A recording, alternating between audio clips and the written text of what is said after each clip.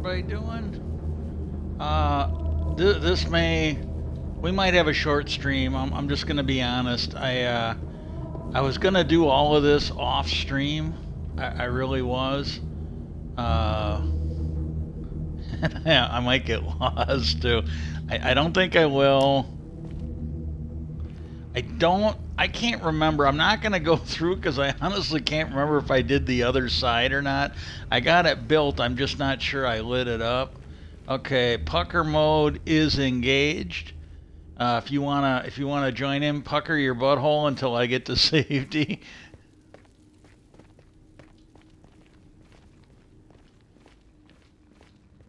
Now, if, and I stress if, I built this right,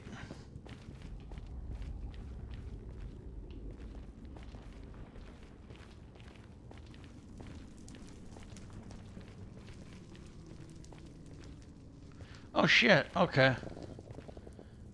I put torches so I had a night. What the fuck is that? Oh, I think that's an evil nether skeleton.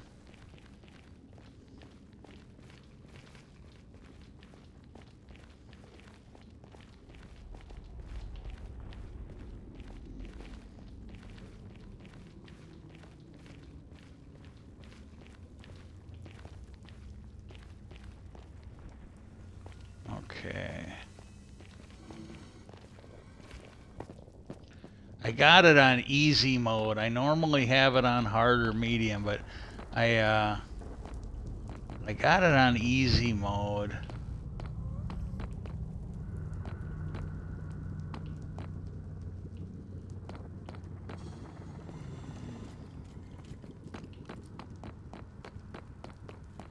Ooh, run, run, run, run, run. Okay. Come here, shitbag. What the? Oh no, I could end up having somebody jump down behind me. I am not gonna do that. Like brave Sir Robin, I am going to run away. Ah!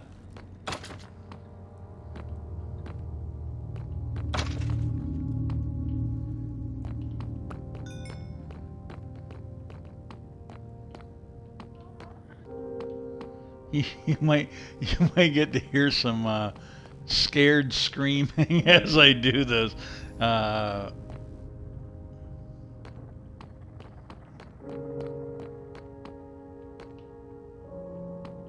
okay.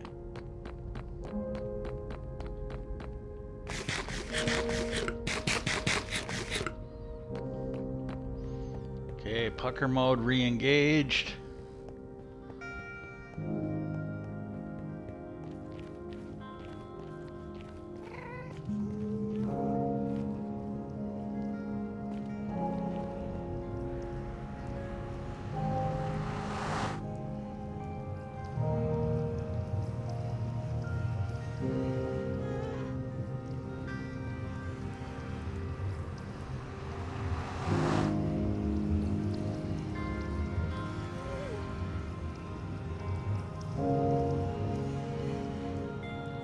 Okay, I don't know what the hell. Oh, there we go.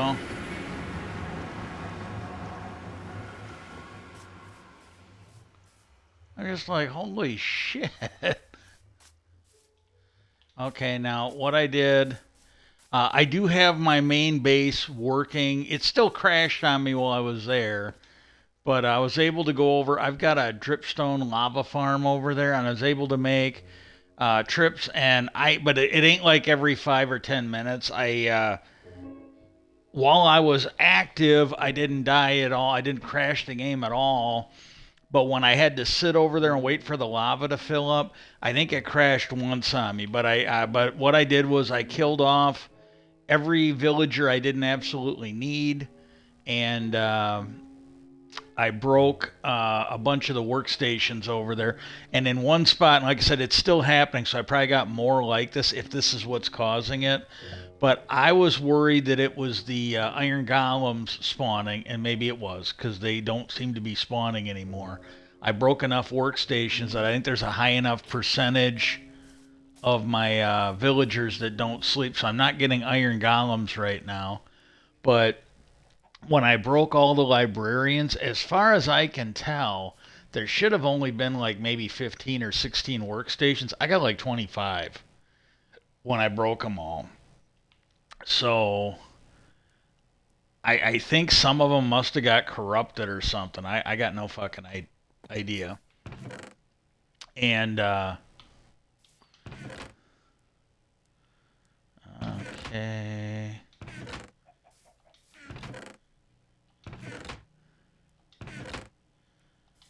I don't know what the hell. I should have a stack of these over here. Well, we're going to have one now. I must have taken them all from my village. But yeah, I come over here and I put the lava in a row. Like right now, I got 3 of them, and I won't make lava and I won't turn them into obsidian until I got all 5. But I think I had to make 2 trips, and I got somewhere in the 20s, and I got 6 left. So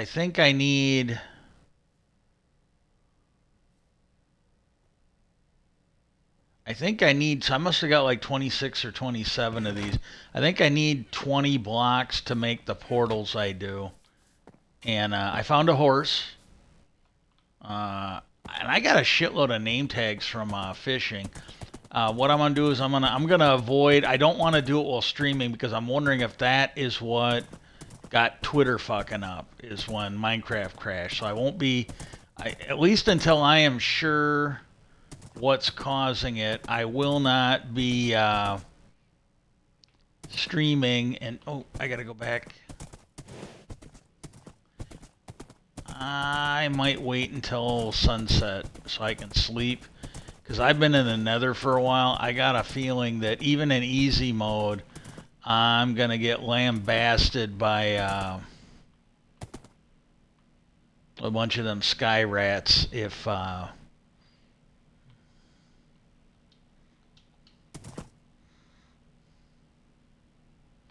yeah, we're gonna wait until I can sleep.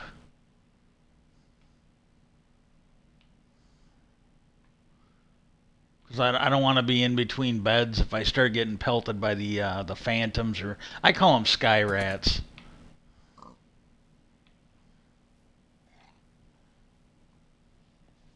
Okay.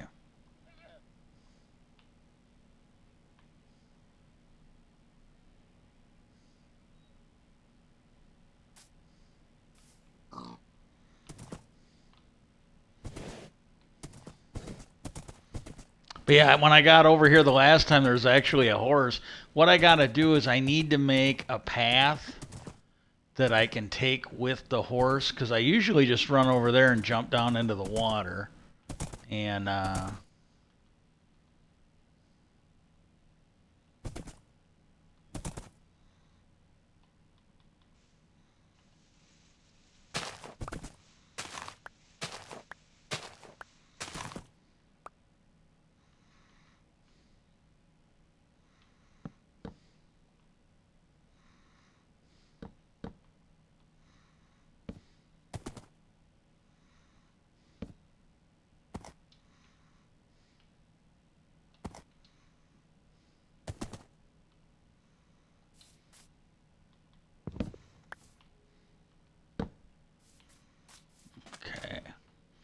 Okay, well, anyways, the first thing I want to talk about is the news. And if I have already talked about this, I don't remember doing it, so I will apologize. But and if I did, it's worth mentioning twice. David Grutch, and I am not going to be able to cover everything. There's a lot of really, really good information on it. David Grutch was on the Joe Rogan Experience. I watched part of it yesterday, the day before. I finished watching it today. But he talked about it. It really is looking like, because I was saying like maybe a week and a half ago, because I heard this from Ross Coulthart, the Australian journalist. he said that there were 3 senators that were trying to block uh, disclosure. Mitch McConnell was one of them, and there was 2 others. And I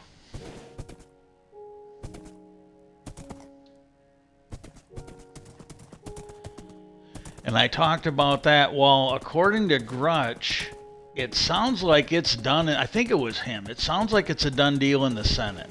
It's just the House that's a problem.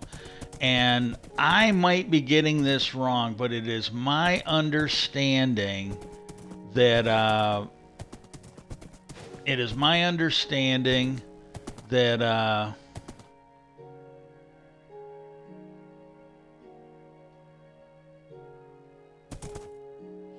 okay, we're gonna make another one. I forgot there was I think I found one over here and I used it to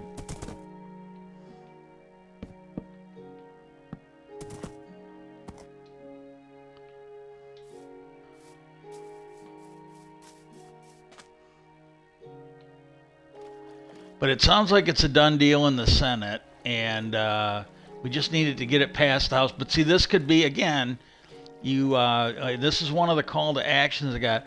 Write your representatives in Washington. Ooh.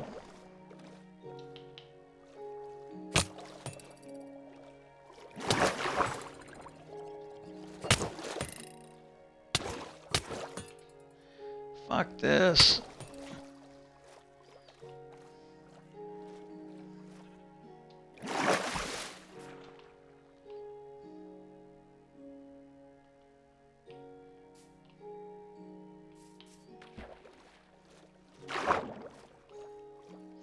Okay, while I was at the base, I did buy some arrows.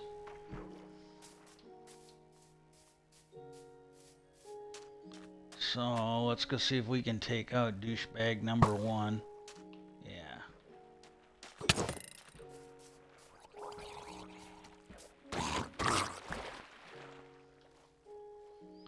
Oh man, that I don't have looting on. Oh yeah, I do actually. So I'm a little disappointed. I went through all that shit, and there it is.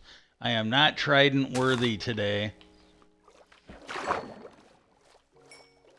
But no, it sounds like it's a done deal in the Senate as long as it passes this session. So if they pass it this year or next year, I think it would, in the House, I think it would then go to the president. And, as long as there's no reconciliation, or they do reconciliation, they get to it. And so it sounds like, so I really need you to write your Congress people. Sounds like it's more the ones in the House. And tell them to get this done and get it sent to the president. So that sounds like it's a good deal. And the one thing I don't like is Grush talked about it in there, and he according to him, so I'm guessing this would be Obama. I don't think he's old enough to go back to Clinton, but either Obama or Bush would be my guess. Because he said it was a previous administration, which could mean Trump at this point. But there was talk about doing a disclosure, letting people know what was going on. And he said that the reason, and this goes along, it goes further than what Lou Elizondo said. I really hope he doesn't get into trouble for it. But he was involved in a discussion on this, and the reason why they didn't do it was because of all the civil and criminal litigation that would happen for what these people did. He didn't, I mean, when Lou did it, he basically said, well, I got to phrase this as a hypothetical. Hypothetically, this is why they, won't do it. Well, I don't care. I'm sorry. And I understand what he's saying that, well, we need, I will say this is better than immunity, but I still don't think we should have it. And I would ask you to write and let them know we can't have any fucking giveaways. The only thing that should be offered to these people that broke the law, the only thing that we should offer these people, and with the civil, they're fucked. But with the criminal aspect, the only thing we should be offering them is plea deals like they're doing with the Trump case, where if you come forward and you offer up good, so like the first rat's going to get the biggest piece of cheese. And that's what we should be doing. Everybody else, they need to go to jail. Um, and we've seen it. You can put people in jail. You can give them a criminal record. We've seen it because again, some of these people, you know, might not have been. They might have been the sheep in the herd. They might have been, but and I'm not saying any of these people are guilty of this, but the Dick Cheneys, the or the Turd Blossom guy from Bush, and I seriously doubt if it would be Dick Cheney. I seriously doubt if it would be Bush. It sounds like it would be career people in the military, in the intelligence departments, not elected officials. Because this was the thing. This is the thing that Tennessee representative said, that he wanted to put forth something that would force the FAA, that when their pilots come and report stuff, that it would be forced to be given to the Congress, so they can review it. And it was the intelligence community, not the intelligence committees, although they're fucking around now. But it's the intelligent community that kind of stepped on that. These are unelected people, so I got a feeling that's who you're going to be talking about. And you're also going to be talking about some people in the defense industry. These people broke the law. They lied to official people, and we found this out with Flynn. We found this out with Martha Stewart. When you lie to federal investigators during the course of their duty, federal agents in the course of their duty, you go to jail for that. Martha Stewart did nothing wrong. She could have, when they came to her, they could have told her flat out, she could have told them flat out, yeah, a friend of mine gave me inside information. I traded with it and I made a shitload of money. She wouldn't have went to jail at that point because she's not guilty of anything. Now, they might fix it so she wouldn't get to keep the money, the profit, but, she wouldn't go to jail if she had just told them what had happened. Well, she was looking out for her friend. And I again, it was wrong, but I think that shows some character on her behalf. But she kept quiet and was looking out for him. Well, she didn't know that piece of shit had thrown her under the bus so he could get a smaller jail sentence. So she ended up having, it was a year sentence, and I want to say she spent roughly half of it in prison, and she spent roughly half of it under house arrest. And I'm okay with that. Trump should not get anything like that. He should be in it for the full boat because, again, she was like a harmless person. He fucking sold us out. He fucking sold us out in a fucking heartbeat. So, yeah, he should really spend... And, I'll be honest with you. I'm thinking maybe they need to put him in like a supermax. I think they need to treat him as harsh, if not harsher, than Charlie Manson would be today. Because he's like Manson. He's got this cult-like following that's willing to harm people on his behalf. So he really needs to be treated like Charlie Manson or worse. I think he needs to be treated like Charlie Manson would be today. And Supermax might be the way to go with that. Then, he'd be in isolation, so they would, if he wants to kill himself, that's one thing. But if he's in Supermax, he probably wouldn't be getting harmed or violated by any prisoners.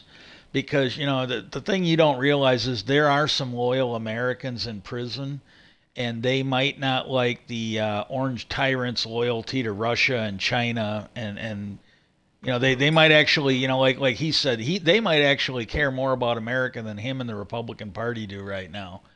But yeah, that's what they need to do. But yeah, let's get that done. So write them, call them, send them an email, blast them on Twitter, whatever you need to do. And let's get that done. No immunity deals. And I like Grutch, but I think he's 100% wrong and he's not on Threads, or I'd give him a shout out for that. I don't really blame him. And but they they can't do that. And he was basically, he wasn't calling for immunity like Lou Elizondo was, and I'll give him credit for that.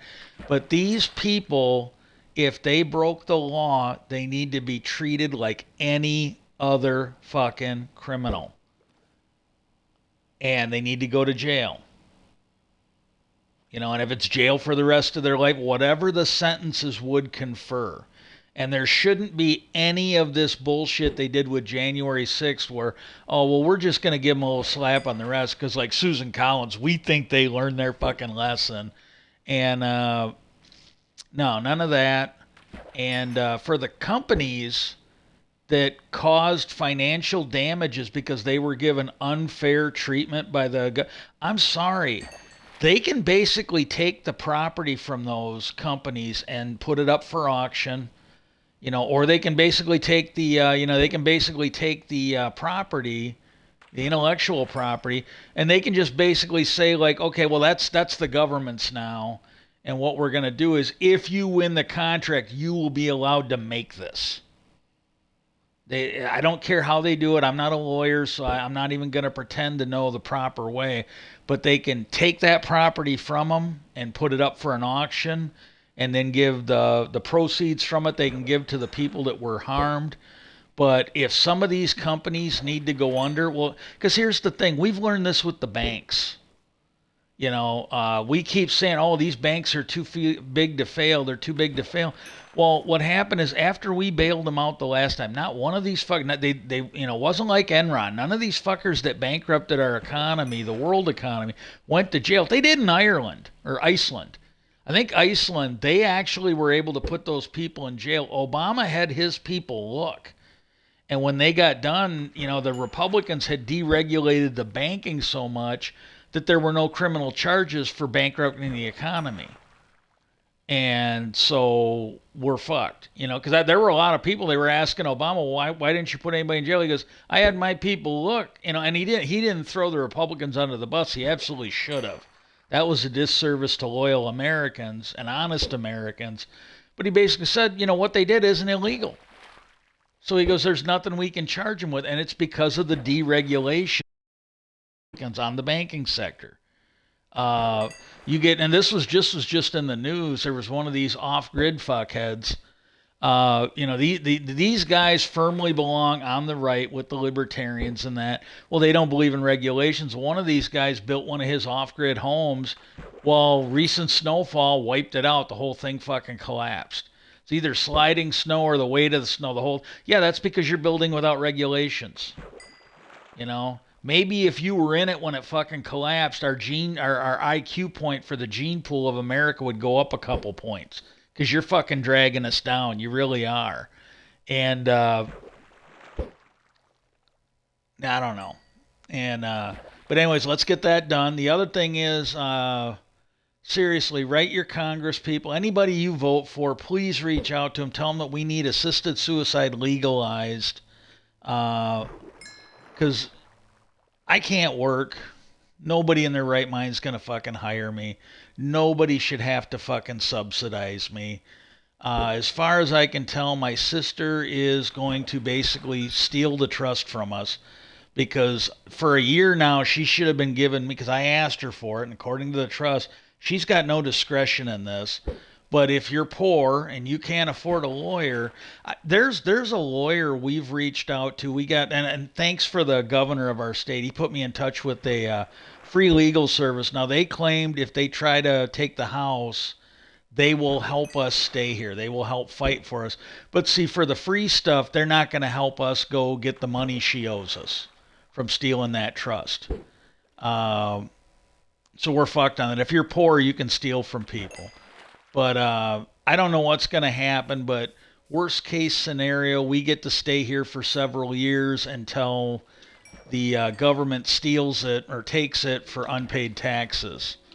Because after she sold the stuff from the estate, there should be plenty of money in the trust to at least pay taxes and pay the insurance, and she ain't doing it. As far as I know, she ain't doing it, because I know the insurance company, they reached out to us for paying the taxes, and we told them, well, we don't, We don't have any money. That's in the trust. And the other thing that she doesn't seem to understand is, and she's the one that was fucking dealing with the lawyer on that. Me and my brother didn't have anything to fucking do with this.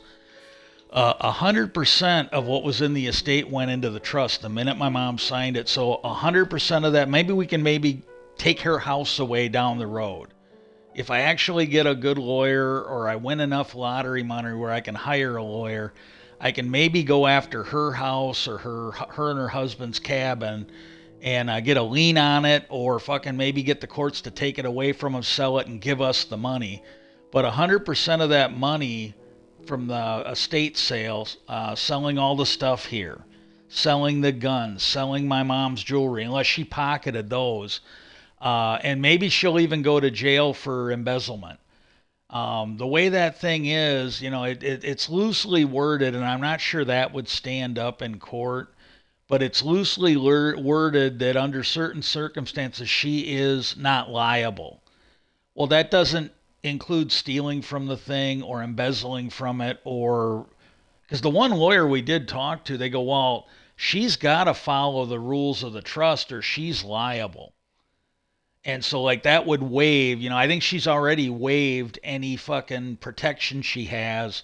Because, like, for a fucking year now, I haven't gotten any money. I told her I needed money for, I need money for groceries. I need money for the electrical bill. I need a little spending money to buy clothes and stuff like that. And there was money. There should have been, if she didn't give it to us, the money at the bank should have went into that trust. And I didn't get any money from, the only money I got from the bank was the money that was mine from a check that I cashed. I cleared out my brokerage account because I didn't want mom to have to keep paying for stuff when she was in hospice.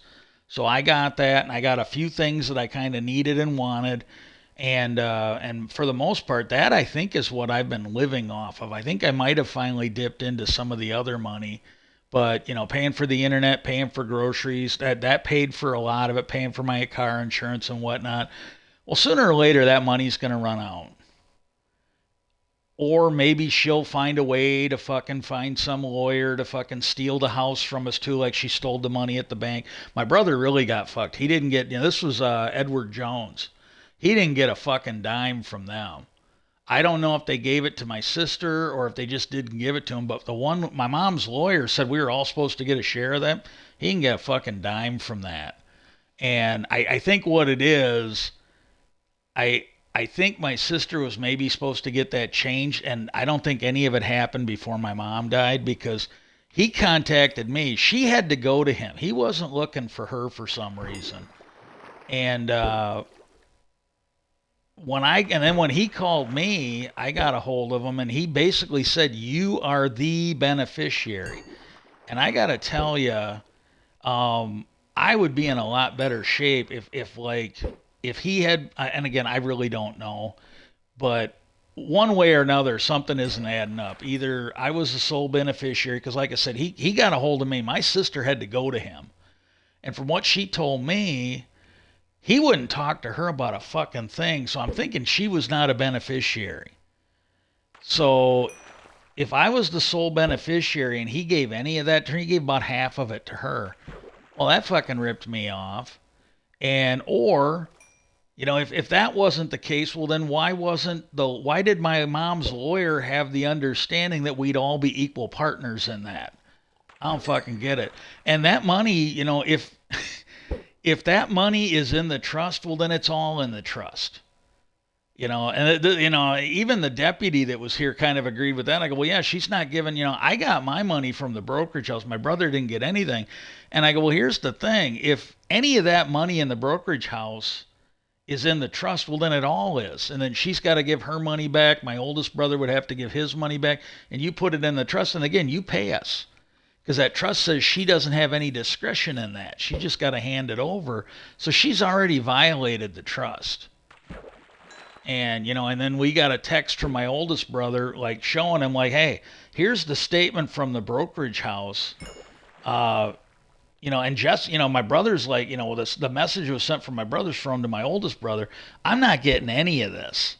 We need to get Laura out of that's my sister. We need to get her out of the head of the basically the not the trustee, that's the trust, but basically in charge of the estate for the funeral. We need to get her out of there. Well, then my oldest brother sent a text back to my middle brother. Oh, well, if you knew what was going on, you'd be okay with it. So some secret plan. Well, there's coordination between these two. We now got a conspiracy for this. So maybe down the road, if I win the lottery or if I come into some money, we'll be able to get a good enough lawyer that'll be able to dig this up, get the subpoenas, grab whatever they need, and turn it over to the Justice Department or the legal or the law enforcement for a fucking criminal charge, or at least civilly go after them. And like for whatever they did, any money they took from the estate, any money they took from the trust, basically fucking take the shit they were doing to us. Fucking ha ha ha, you motherfuckers got to go find a new place to live. That's what my brother-in-law did. He was up here packing shit. And he just looked at me when we were down in the basement. He's like, ha ha ha, you're going to have to find a new place to live. Well, you know what? Maybe you guys will too, you fucking pieces of shit. And get that going. But down the road, you guys know the way the legal system is. You can be a good person. You can be honest. And that's where I'm at right now. I'm telling you the truth on this. And you can still fucking lose to some sleazy fucking pieces of shit. So it's entirely possible that down the road they're going to steal the house, or if they don't pay the taxes, we're going to lose it when the IRS or the state of Wisconsin takes it to pay unpaid tax. That can take years, so that would be a good thing. It might be enough. I might be dead by then anyways. Oh, and then I gotta, I ain't gonna talk about that, but no, so write them, get assisted suicide legalized, because I need some better options. I'm not even saying it's gonna happen, and I'll be honest with you, I would still be asking. Right now, I'm fucked. When the money runs out, when we lose the house, something's gonna have to happen. It just is, because I don't want to get killed stealing so I can eat. I don't want to basically die of hypothermia. I don't want to die, and like even if all things worked out perfect, like let's say I won the lottery tomorrow, or I won it last night or whatever, and I had plenty of money, I would still be asking you to do this because I watched my mom in hospice, and I don't want to get to a point where I'm going to die of starvation. I'm pretty sure I don't want to die from dying of thirst like my mom did. I don't know what she would have done. That was her choice. But I can tell you when the cancer was deemed to be inoperable because some major blood vessels went through it, she didn't want to go through the chemo. She chose hospice. So she might, again, I don't know, and that would have been her call, but she might have chose assisted suicide if it was an option. That guy that like a month or so ago shot up a whole bunch of people in Maine and then killed himself. I think he was trying to suicide by cop. Well, you know what? Maybe if we lived in a better world where that was an option, maybe he'd have just taken it instead of killing a whole bunch of people, hoping the cops would shoot him, which is what I think happened. So, let's get that done. Okay, now I'm going to try and get through this, and then I'm going to talk about the Amityville horror. I just watched a thing on it this morning, that's why. With the UAP, this was from the David Grutch interview on Rogan, and I got to say, Joe Rogan gets a lot of shit wrong. He really does. Like, I think on some level you could maybe argue that there are people that died because of his bullshit on vaccines. And I do. And COVID. I think there are people that may have died or may have had a impact on their life because of, the false things he was. And again, he's been pushing this stuff. But where he really shines is when he is interviewing people about stuff he either knows nothing about, or he doesn't talk about it. And that's where he really shines. And that's what he did with when he investigated Graham Hancock. And he mentioned a few things, but it's like he's like it was all stuff that he knew he wasn't an expert on, and if he could get through the Dunning Kruger, he'd be perfect, you know. But nobody's perfect, so I'm not going to bash him for that. But like with that, he would ask, "Hey, did you hear about this? What do you think about this? What do you know about that?" And this is where he really shines because, again, and some of this comes from his Dunning Kruger. He sometimes have people on there just fucking morons, and that's disinformation. But that's not, if he's just letting them talk, then it's their disinformation, not his. But like if he was more like the theory of everything guy, where most of his guests were like competent, uh, well educated, not fucking crazy. Would you like to come sit with me? We might have a co-host. Everybody, you want to come sit with me? Yeah, you come on up. Yeah, you come on up. What time is it? Okay, this is gonna be a short stream because it's like 20 after 3. You got 40 minutes until lunch or supper. Yeah, you got 40 minutes till lunch. You be a good. Say hi to the crowd. Yeah, you wave at everybody. Wave at them. Nope, nope. Okay, she just. Okay, maybe she's gonna stay. I thought she was gonna just leave. Yeah, she was gonna leave me all alone. Yeah, and well, anyways, he he had Grutch on, and I already talked about that one thing, but my God, I cannot do it justice. I can't go everything. If you are interested in the UAP, if you are interested in the disclosure thing, you couldn't do much better than the interview Rogan did with Grutch. You really can't. That was a great fucking interview. Uh, it really was, and.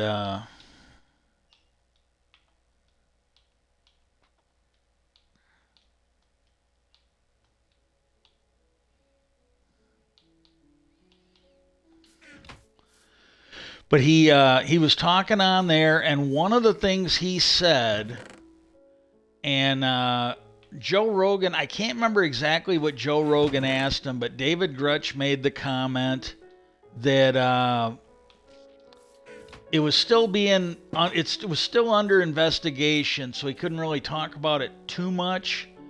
But he goes, I can talk about it a little bit, and he goes, I think you'll know what I'm talking about. After the stream, I gotta go. I'll do it later tonight or tomorrow. I gotta go and I gotta go and get some more armor from the village because I either gotta grab a piece in the cart or in the chest, or I gotta get some new stuff because all of this stuff is under need of repair. Getting used as a pinata by that drowned with the trident didn't really help. That really bummed me out that I didn't get the trident. I went through all that. I went through all that bullshit, and I knew this stuff was damaged. That's why I ran away. 'Cause I'm like, I gotta check my armor and see how bad it is, because I didn't want to. I didn't want to. I got some of this stuff built up, and I didn't want to lose it. Um, but no, he talked about that. Another thing he talked about is oh God, I had it like an hour ago. I knew it then. Uh, but this one here. He he said that it was still under investigation, so he couldn't talk about it too much. But when he first started investigating for the government, he there were two instances where, and he said, he goes, I honestly don't know who it is. I don't even have an idea where it come from. It's being investigated now. He goes, I don't know. He goes, I don't even know if they did anything illegal, but it was clearly to intimidate me. Well, again, I don't know how the rules work because he was kind of a special case, but I would think that one of the laws that they used against the January 6 people would be applicable. I'm not a lawyer. I don't even play one on TV in front of a New Jersey sex toy shop like Rudy Giuliani did. But the I would say that law about interfering with the government in the course of their official duties, I think that one would apply because he had the official duty of investigating something for Congress. They passed an amendment or a law, it was law, and he was being harassed. That law should apply. But here's the thing, they're probably government. They might be with big corporation.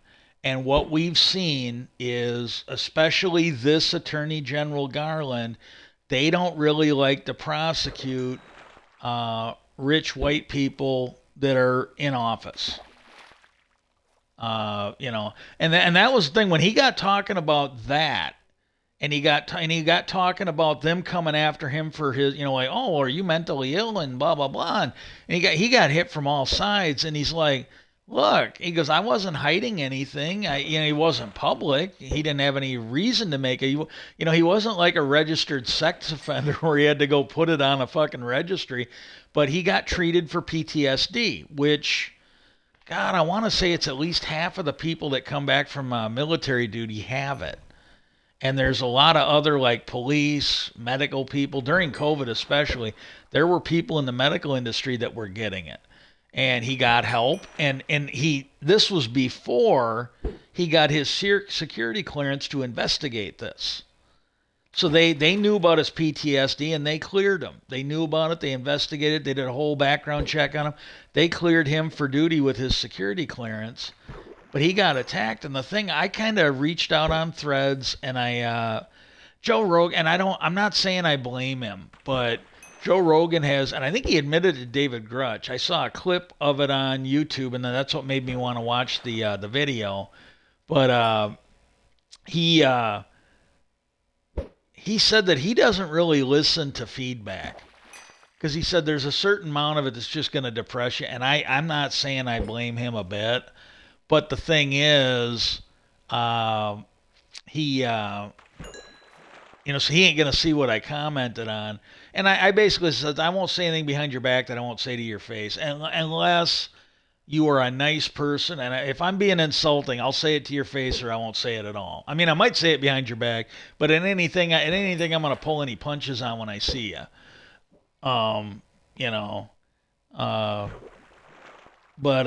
kind of mentioned, yeah, you get a lot of shit wrong, but these interviews you do like this are just beautiful. They really are. That's where you really shine. And, but I made the comment for and again, he's not on Threads. He's on Twitter. He's not on Threads yet. But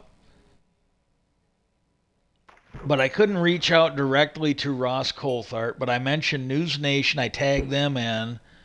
And I think everybody else I had to hashtag it because Joe Rogan don't listen to it. So tagging him in, I did it. I tagged it in, but I didn't, I don't expect him to see it, and that's fair enough. I literally, with the way the internet is, I don't blame him. And the one thing I will give him credit for this, because I'm not Joe Rogan. I don't have his talent. I don't have his reach. But I was really, for all the shit that he gets wrong, I really liked him sticking, and maybe I got it wrong, but it really seemed like he was sticking up for Israel versus Hamas.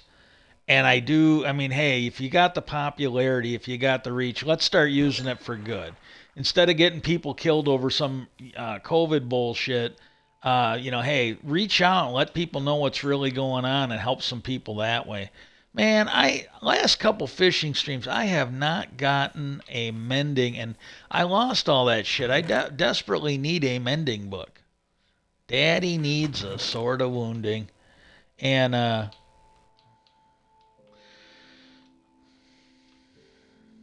but yeah, got one more. But yeah, hang on, I'm gonna...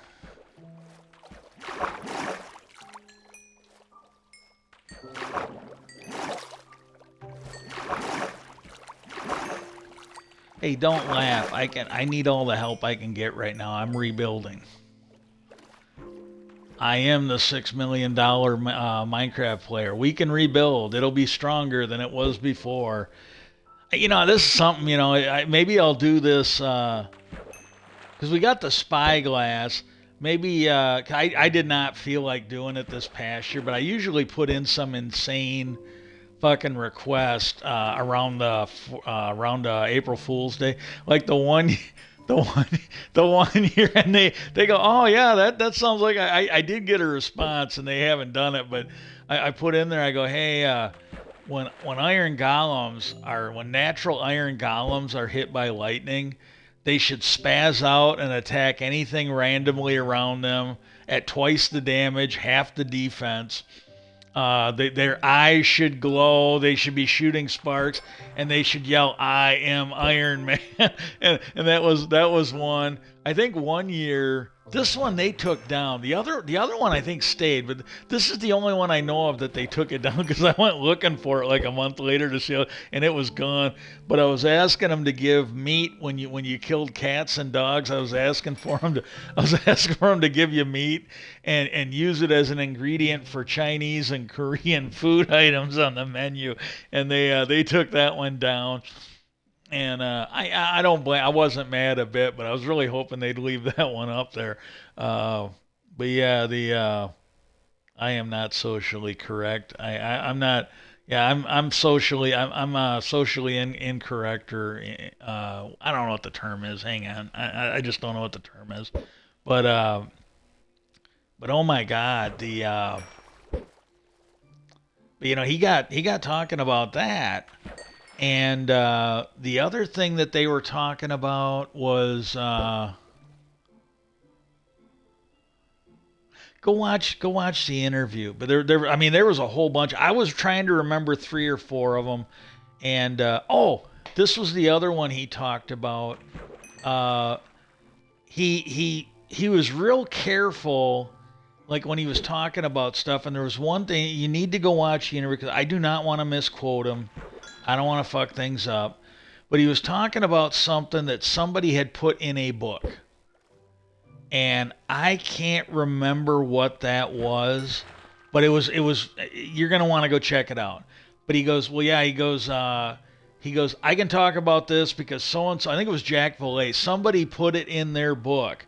So it sounds like it was something he knew from other sources, but this one wouldn't land him in jail. So he could talk about it because somebody put it in a book. And then the other thing he mentioned, and this was in the same line, it was the same section, I think, but he was saying, he goes, well, this is something I can talk about because he goes, Senator Harry Reid mentioned this to the New York Times. And he said it a couple times. He goes, I really can't believe he said this. But he goes, I really can't believe he said it. But he said it to the New York Times. So he goes, I can talk about this much of it.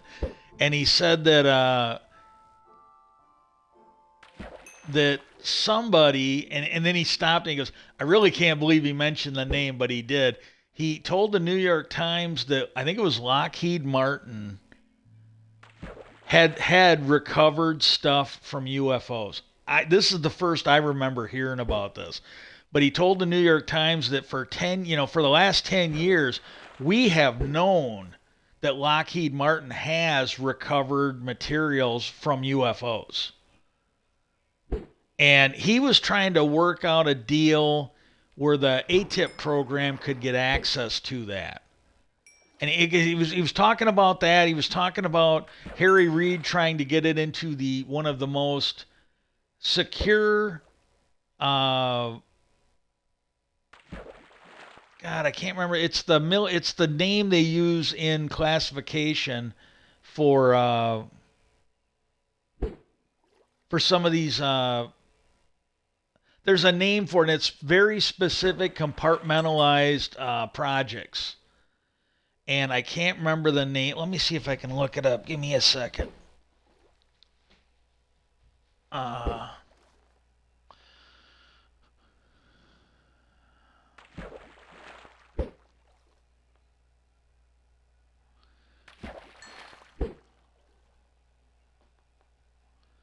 uh,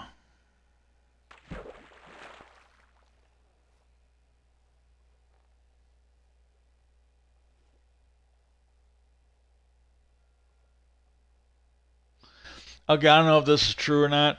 Tony Shalhoub will be at the Packers Chiefs game It'll be me and Taylor Swift just sharing a bag of cheese curds. Oh, and the other news, Reacher season 2 opens next month. Well, actually this month, December 15th. And he did it was on YouTube, I think. He, uh, he mentioned on there, he spun around, I think it was a dressing room, but he spun around and he showed you the chair with his name on it. He goes, "We are currently shooting season 3." Uh,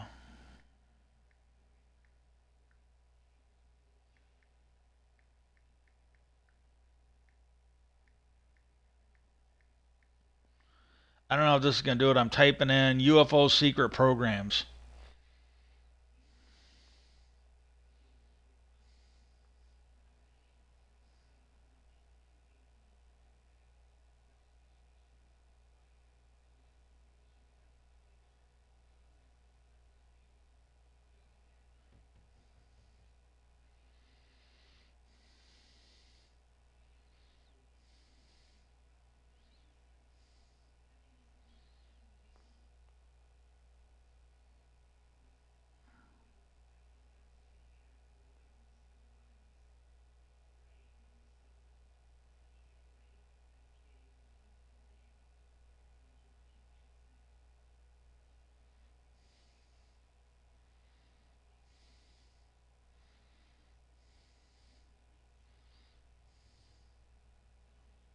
Hang on a second.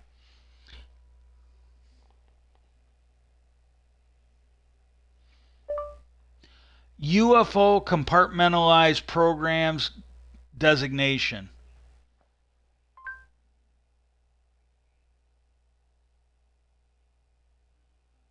Okay, SAP, Special Access Program. I'm gonna leave that on in case I need it again. But yeah, he was trying to get at one of the most severe special access program classification. And my understanding is because once you're in there, it tends to give you a little more access than if you're not. It's something like that. And they were denied. You know, this is like the ranking member of the Senate. He was the ranking Democrat. Democrats were in charge. He was the highest ranking Democrat. He could not get it. And this is the other thing Grutch talked about. Like he had a job. It was mandated by law. It was congressional. And I wanna, if you haven't seen it, and HBO made it, and I don't know. Let me see if it's on YouTube. Well, actually, I'm not going to do that because if it's on there illegally, I don't want to get tagged for doing it, for advertising it. But it's a movie called Pentagon Wars. If you.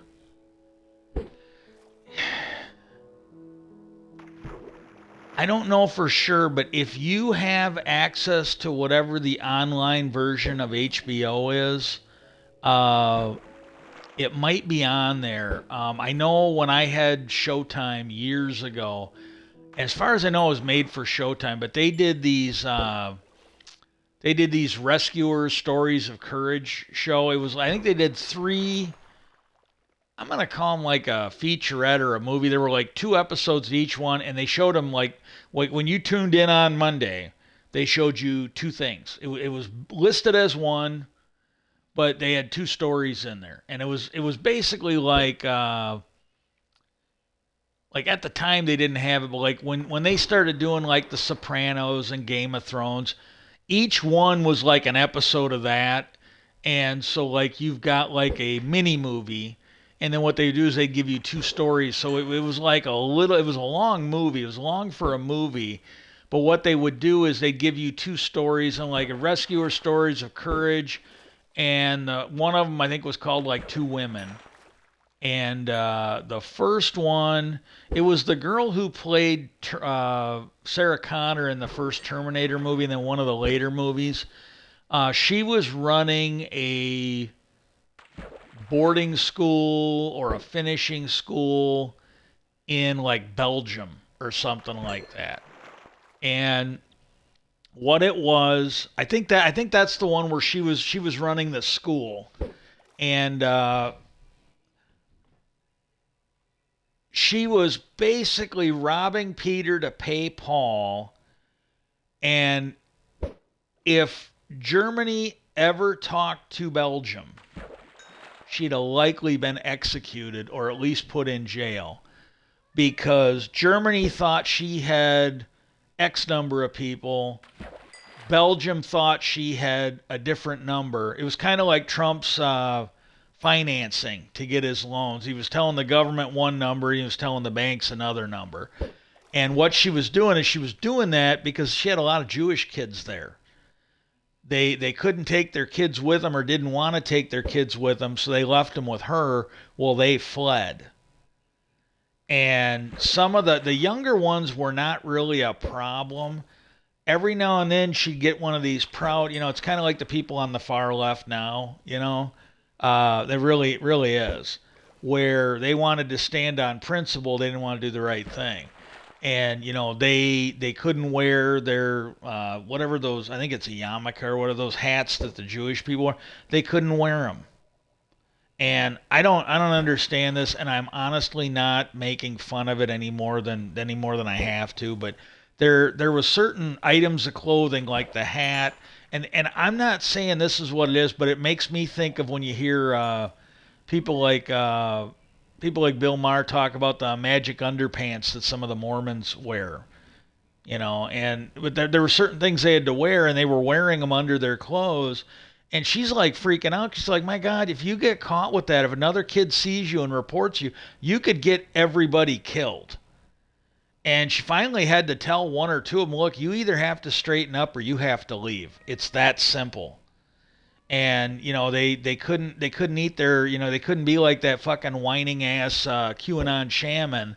They couldn't sit there and demand certain food because I'm Jewish. He wanted certain organic food. They had to eat what everybody else said. If they had pork, they had to eat pork. If it was anything unkosher, they had to fucking eat it. And again, she finally had to tell, I think she had to tell one or two of them. I might be wrong in this, but I think she had to tell one or two of them, you either got to straighten up and grow up, or you got to leave, because I'm not going to let you endanger everybody else's life with this. And then again, when at the end of the show, when the Jewish people came to pick up the kids, a lot of the parents did not survive. And it was really a sad moment, because when they were there picking them up, she felt bad. She did what she had to do to keep them alive, but she felt bad about it. And she told them, she goes, I don't know how Jewish any of them are. And this one older lady, she goes, don't you worry about that. You kept them alive. That's more than we could hope for. So it was really good show. And then the other one, and this might have been, I think that the one from Terminator, I think she was in that one. The other one I think they had in that, I'm not 100% sure.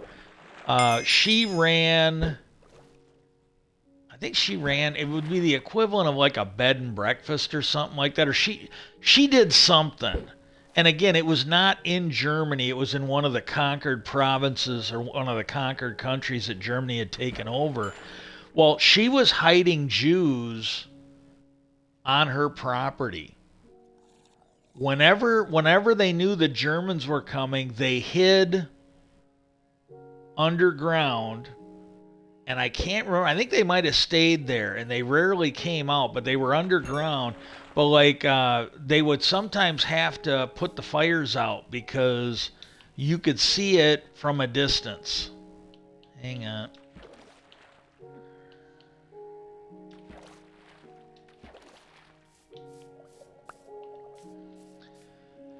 And she kept them there. Well, then what happened was the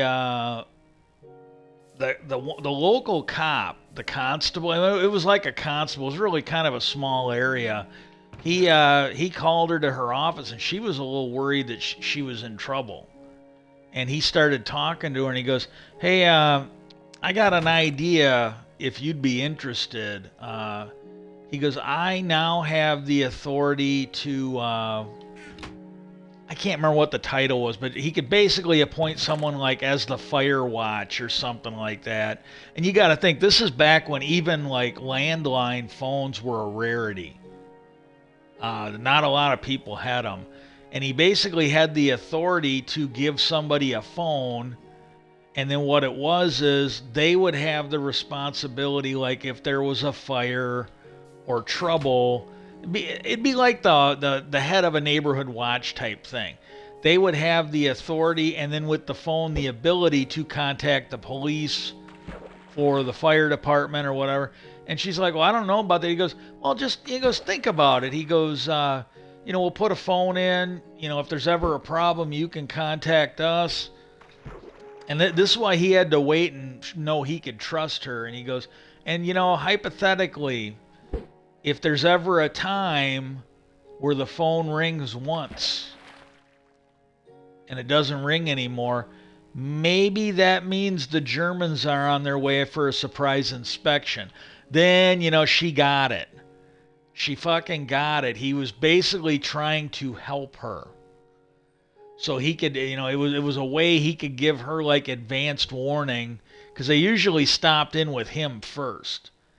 And he could basically give them an advanced warning they were coming. So that was one of the episodes they did.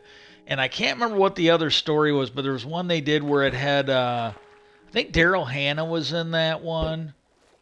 And it's the guy who played the vice president in West Wing, the first one, the one that had the little scandal and had to quit. And he was also the Delta Chi president in Animal House. Like, he was her husband, and they ran like a circus. And they had Jews hiding in amongst the circus people. And that one was pretty good. Really, all of them were good. But every story had like one theme, like two women, and then the other one, I am pretty sure it was either two couples or it was two businesses or something like that. And but that was good. That was really, really good. And I have no idea what I was talking about when I drifted off into that. But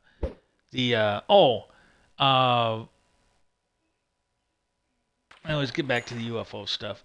But but he was talking about Harry Reid talking about that, and he said that's huge. But he was being interviewed by somebody, I believe, at CNN. It was either Wolf Blitzer or one of the other heavyweights at CNN. And I think it wasn't Harry Reid, it was John Podesta, I think. And he was interviewing that guy, and this is a guy that worked for Clinton, and I think he had a better job when he worked for Obama, but he was being interviewed, and I think it was after Obama had left office, and or at least after he quit working for Obama, because he was basically a free agent at that point, and he basically told him that, one of his biggest regrets was that he didn't, and I didn't catch this one either.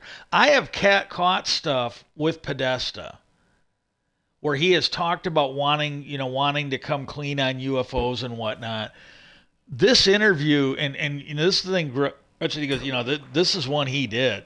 And he said, it did not go viral. It did not go mainstream. It did not go around like things do. But when he was being interviewed, he basically made the comment, because he got asked, because this was something Bill Clinton wanted done, apparently. There was somebody that came out, somebody that worked in Bill Clinton's counsel's office. Bill Clinton apparently wanted to know who killed Kennedy, wanted to know about the Kennedy assassination, and he wanted to know about UFOs. And he was asked about Kennedy.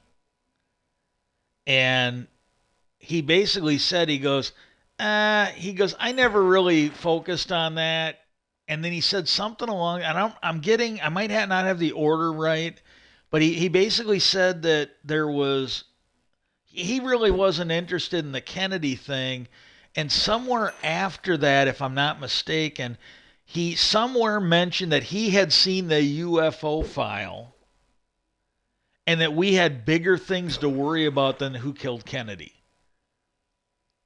That's what Grutch said. He said, I never saw this. And he goes, and I don't know if they edited it later or what, because I think it was a taped interview. It wasn't live. And he said, I gotta tell you, he goes, I'm not a journalist. He goes, I don't even host, podcasts like you do, Joe. But he said, me as a person, I would have had a host of follow-up questions after he said that he had seen the UFO file. And I'm like, oh my God, that's what I'm saying. This one here, it's absolutely free to watch. Get on Spotify. It's one of the newer ones that Rogan did. For all his flaws, like the interview he did with Hancock, the one he just did with Grutch. Oh my God, it was huge. That was just absolutely huge. And so go watch it. And then the other thing he talked about, and he mentioned this. This is somebody you might your grandparents. I doubt if your parents would even know unless they're really really into the news. But there was this guy, Senator Goldwater. This was back. He was in office back when Hillary was a Republican. Hillary Clinton. Yeah, I'm not making this up. Hillary Clinton back in the day, she volunteered. She was like an intern or a volunteer for Watergate, for the Watergate hearings. She helped campaign for Goldwater. This guy, he was one of the old school Republicans. Like these religious nuts, there was a name, I think it was the John Birch Society. These religious nuts used to be in the party. He was the guy who threw them the fuck out of the party. He, this was back in the 50s, 60s. He threw them the fuck out of the party. And they did not get back in until Karl Rove and George W. Bush, not H.W., but W. Bush, got into office. Man, this is really depressing. I'm going to go ahead and put these in here because I don't think I'm going to take anything with me, but might take them with later.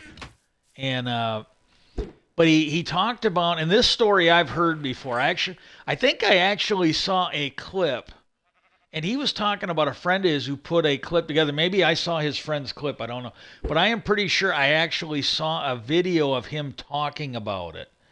And and this was in one of the JFK things where you had somebody talking about what Chief Justice Warren said, and then you had video clips of like Johnson's mistress, some girl who claimed that she worked for the CIA. So that's not hearsay. These are people testifying. And then you had Walter Cronkite in one of those where he was, and the Walter Cronkite one made some of the other ones seem a little more believable. Because Walter Cronkite, I'm going to drift a little bit here. Hopefully I won't forget what I'm talking about. But Walter Cronkite had made the comment that he had talked to President Johnson like near the end of his life when he was getting old. He was, they knew, it's like when you're 80, 90 years old, people know, okay, regardless how healthy you're doing, you're nearing the end of your life. When you get to when you're like 50 or 60, hey, that you've still got some life left. When you're in your 80s or 90s, your days are starting to get a smaller number for what you got, if everything goes good. And but he said Johnson basically told him, because he asked him about the Kennedy assassination. And this is Walter Cronkite. I would say he's credible. I mean, seriously. I mean, and he goes, well, Johnson told me that he found out we were running a murder for hire out of the islands somewhere around Cuba.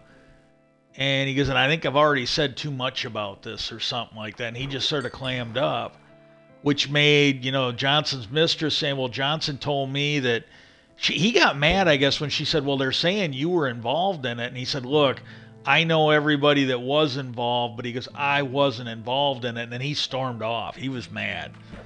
And I think she might not have been his mistress anymore after that. And then, but that's the stuff. But like this one here, I am pretty sure I heard him talking about it. And I also wonder if this is what ended his career. Because he ran for president, got shot down, and then he he basically wasn't a senator anymore. He pretty much went off into his oblivion there. But he was this is something, and this I didn't really know until Grutch was talking about it. If I knew it, I forgot it because I don't remember this. But apparently he had been, this is back when Republicans used to serve in the military, instead of sending the black people off to do it. And he was like a 2-star general in the reserves at that point. And there was, so we're talking, he's not, a peon. When you get up to when you get to the general rank, whether it's a 1-star, 2-star, you are kind of rising into the elite. Okay, granted, he's not a 3-star, he's not a 4-star, but he was a 2-star general. That's pretty high up. And there was somebody he had talked to, and this was back 50s or 60s, not the 90s, not 2000, not 2010. And he reached out to this general and he said, well, there's a hangar or a facility where I am hearing that you guys have, and he told him where it was, that there is a facility where you guys are housing things that you have collected that's not from Earth or not from humans. And he goes, can you get me in there to see it? And he said the guy was so mad. He'd never seen this guy mad. And he said, no, I can't. And don't you ever fucking talk to me again. And then Grutch said, he goes, I may have added that in. I'm not entirely sure. But he goes, I may have added that fuck in. But he was talking about that. And this is the thing after watching this much, where he had talked about the 2 incidents where somebody was fucking with. They were clearly trying to intimidate a government worker in the official course of his duty. The one thing I want to add to that is, and this is what he talked about, there was like a 1-star or 2-star general that he dealt with. And when he was talking about this, he said, look, I made a decision. He goes, if I had just kept my head down and done what I had done for the last 10 years, he goes, I was set to be a lieutenant colonel this summer. And he goes, I gave that up. He goes, I'm never going to get it. Because he said, when I was, it was kind of like the Reality Winner effect. He was looking at this stuff, because that's what happened with Reality Winner. She was hearing in the news constantly that, Trump didn't have anything to do with Russia. He wasn't involved. Nothing to see there. Let's move along. Kind of like that cop from South Park. Nothing to see. Move along. And what happened was, she was seeing classified information on a daily basis saying the exact opposite. That Trump was snuggled up to fucking Putin, doing all manner of immoral and evil things with that fucking piece of shit. And so she finally leaked something. She didn't steal it. She didn't sell it. She wasn't showing it to her friends to act like a big shot. She wasn't using it to get loans she didn't deserve. None of that shit. She did it to protect us. Unlike Comey, unlike Mitch McConnell, she did it to fucking protect us. And she went to jail for it. And Trump is still walking around threatening judges' wives and all this shit. It's just wrong. Well, he had gone to this general, and he's got a whole bunch of stories on this. I'm giving you what I think is maybe one of the quickest ones and maybe one of the most powerful ones. But he went to this general in the course of his duties to investigate, and I'm paraphrasing it. I'm not doing it word for word. I'm at least getting in the ballpark. Don't trust me? Go watch the podcast. But the general, when he asked for information, said, well, why should I give this to you? Who are you that you deserve to see it? And he goes, well, let me ask you this. He goes, I'm asking you for this, and you've already seen it, right? And the guy goes, well, yeah. And he goes, who are you to have seen it? He goes, who are you? Why did you have a right to see it? He goes, I don't know what your connection to it is, but he goes, as far as I know, you've got no real need to see it. He goes, I've got a congressional action. I'm here under the orders of Congress. They passed a law. He goes, that's why I'm here. But he was talking about this sense of entitlement that is in the military and is in the intelligence community as like a bad thing. He's got a few stories like that where he's called it before administrative terrorism is the way he's referred to this. And the other thing he said is there were times where he went and he would eventually, no matter how it started, because there were times where he went, people knew what he was doing, and they go, "Oh yeah, absolutely. I can't give it to you, but I'll send it up my chain of command." And he goes, "You should be able to get." There was people he knew, people he had worked with on other stuff in his career going back. Not this, but he'd worked with them in intelligence before. And they go, "Yeah, you," and they're like, "You absolutely have a right to this. I can't give it to you, but I'll send it up the chain of command." And he said it went around. He goes, they put me off, but he goes, after a couple months, I got the administrative middle finger letting me know they weren't going to fucking follow the law and give me this stuff. And so I don't know, but there was a lot of these little stories there, and I can't remember what I was going to say. I apologize. I'm actually not having a bad day, but I'm not having a great one either. But okay, now the thing that I'm going to shift to now is the Amityville horror, and there was something on. I think it was on the Travel Channel. My brother pitched it to me, and he's like, he just wanted to know. He really didn't care, but he's like, if you want to watch it, I can record it for you, because he was going to watch it.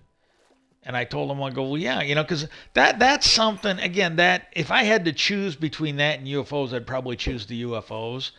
But I didn't know what it was. And I know there has been some new stuff that has come out on that. But it is not, and I'm not claiming to be an expert on any of this, but I know more about UFOs and some other stuff. Like, the Amityville horror is not one I know that much about. I know more about it. I knew more about it back in the day than I did about Skinwalker. Skinwalker, I never heard about that until recently. And but anyways, he had watched something like, it was either I'm pretty sure my mom was still alive, but he either watched it last year. He may have even watched it before he ended up in the nursing home when he got sick and he had to go in there for a little bit. But they were talking there that I might have the name wrong, but there were two incidents. One with the Lutz family, which, if I'm not mistaken, is the newer one. And then they had one with, I think, the DeFeo family. I'm at least in the ballpark. I am not 100% sure that that's actually the name. But he but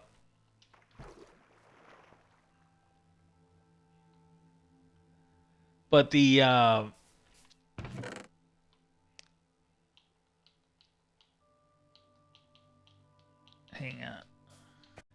on. The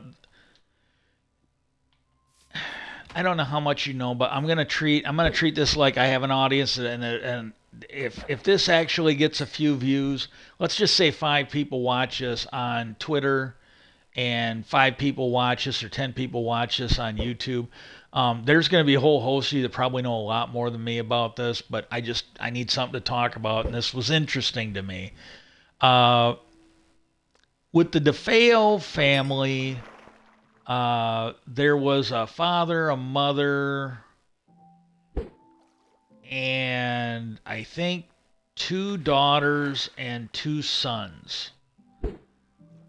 And the timeline that they gave in this was at a certain time, and I think it's I think that's why it was on. I think November was the anniversary for at least one of the murder scenes, and maybe it's the anniversary for both of them, but I think it was in November, or at least give or take, a couple weeks. I think it was in November, might be wrong.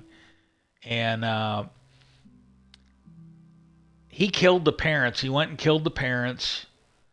Then he went and killed, I think, the younger sister and his younger brother. And then after that was all done, he went and killed his sister, who was I think she was 17 or 18. He went and killed her too. And the new stuff that has come out is that I think because he went to jail for that, and I think that he is now saying that there was no devil, which is exactly what the devil would want you to say. I really don't know, but he's saying there was no devil and that there were other people involved in the murder, and his sister was involved in planning it. And I might be wrong here because it's been at least a year since I've seen this, but it was something along the lines of they were just supposed to kill the parents. Those two would be free from their parents. Well, if she was 18 and he was older, they were free. All they had to do was fucking leave. And but they were free. They'd be free of their parents, and they were gonna let the two siblings go live either with the state or with other relatives. And then this is the claim. I think I've got this right. You know, go check it out. Don't take my word for it, please.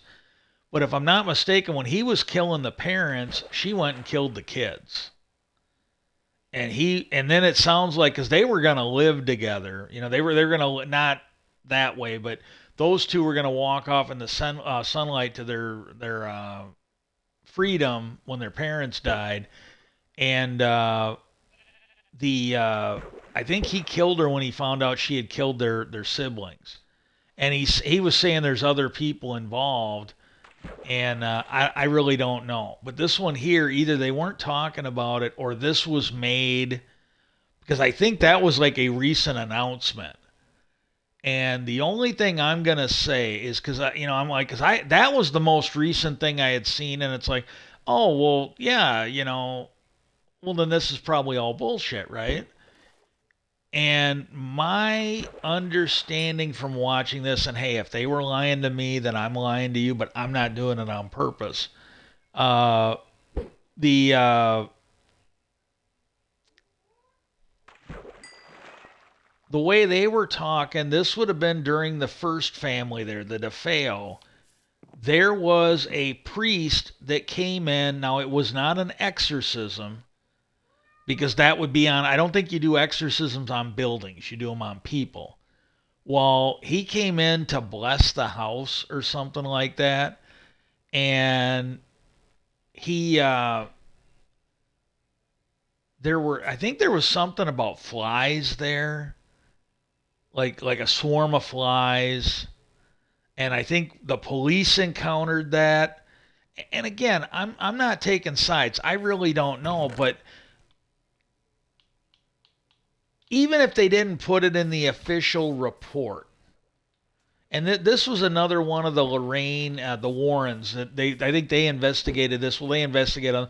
Well, there was one of them where the cops came in, and it was a mom. I think it was a single mom and her girls or her family, and they came in because they didn't know what to do when the freaky shit started happening. Because at first, the kids would sit in a spot on the table and they'd put a helmet on and they'd fucking something would move them along the floor.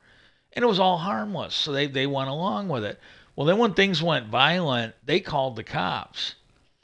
And when the cops came, they're like, "There's nothing we can do here." But then the one cop said, "Well, I'll talk to. I'm good friends with the local priest at the Catholic Church. I can ask them to reach out to you if you want."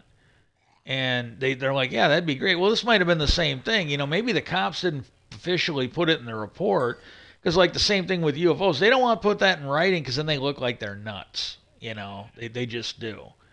And hang on, what time is it?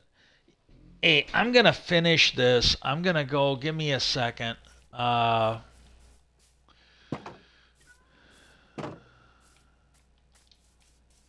gotta go find a good place to hide. Hang on. If I'm not back in 5-10 minutes, then I either forgot or I fell down or something. Just don't stick around if I. Oh, you guys. Hey, you wait. I'm gonna start killing you and all your friends so I can get some free emeralds. Yeah.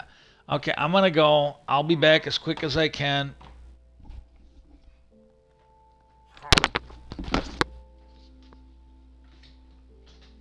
Let's go get you some supper.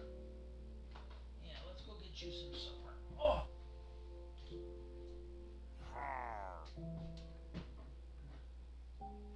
get out of the way, trouble. Yeah, let's go get you some supper. Yeah, let's go get you some.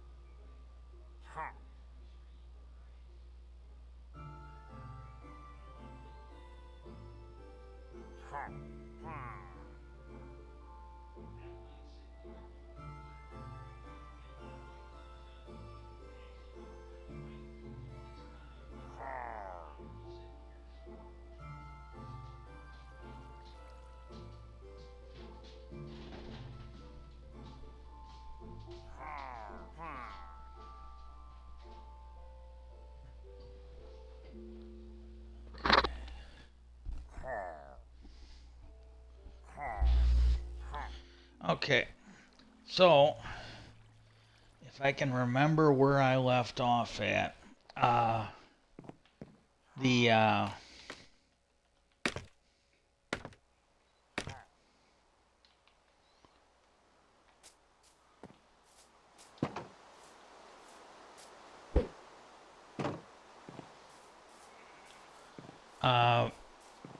but he had basically said that there were other people involved. It wasn't all demonic. And you fucking, I am trying to do a stream here. Yeah, I am trying to do a stream here, and I really don't appreciate you fucking stealing my boat. I really don't. Yeah. Captain Insano shows no mercy, so neither shall I.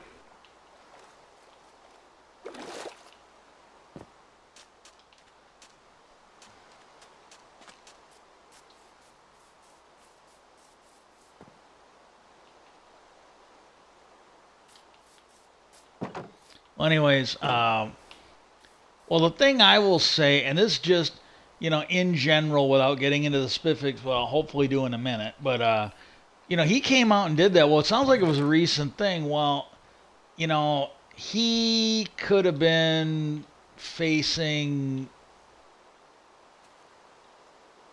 things in prison that made him want to say it. He might not have liked the attention, because at one point, I think they were talking about the Lutzes. The Lutz kids didn't really like it, because when they got there, they were being picked on at school because they were in the DeFeo house where all the murders happened and whatnot.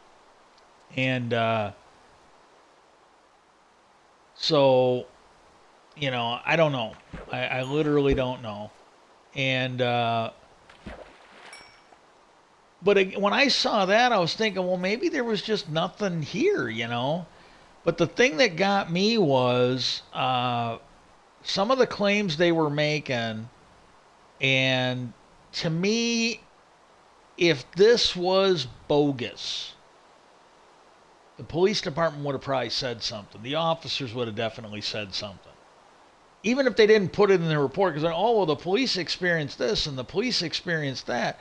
Well, you would think that they would come forward, because they're officials, I mean, it's not like me or you or out there like John Q. For us it ain't that big of a deal, but these guys are like, this could impact their career. It's the same way with people in the military and people in domestic pilots for the private sector. This could impact their career if if they're basically being, people are running, oh, well, yeah, pilot Joe Smo, he saw a UFO flying there. They fucking, drove by and, flipped him the bird like Goose in Top Gun. This could affect their career, Like, I ain't gonna get into that. I'm just not gonna. There was something happened, and I looked something up, and I really don't think it's with them, but you really got to ask. Like, there were some things that popped up in a Bing search, and I'm not getting into specifics, but it's like the things came up. I'm like, oh, that's creepy as shit. But I don't know that it's connected to them, but I can't figure out why it was the number 2 and number 3 hit when I searched for their name locally, and I'm just like, oh my god. And so kind of freaked me out a little bit. But when this thing was going on, like I said, they never mentioned that. But again, the viewpoints I have, and I really don't know anything, but just because they're saying other people were involved, or just because they're saying, well, that none of that was true. Well, we know from like Skinwalker Ranch, the people that are there, some of this stuff doesn't affect everybody. Because that was something that has come out from George Knapp and others.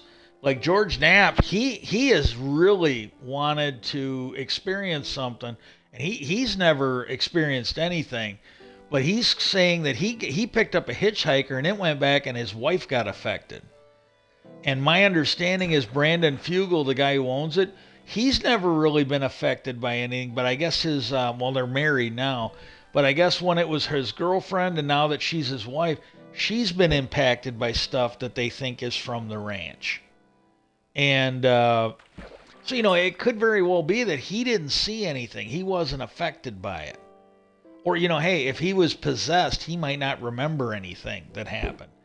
But, and him making the claim that there were other people involved, well, that doesn't mean that there wasn't some evil there. It's not mutually exclusive that they could have somebody else involved in the murder, but there might have still been something going on.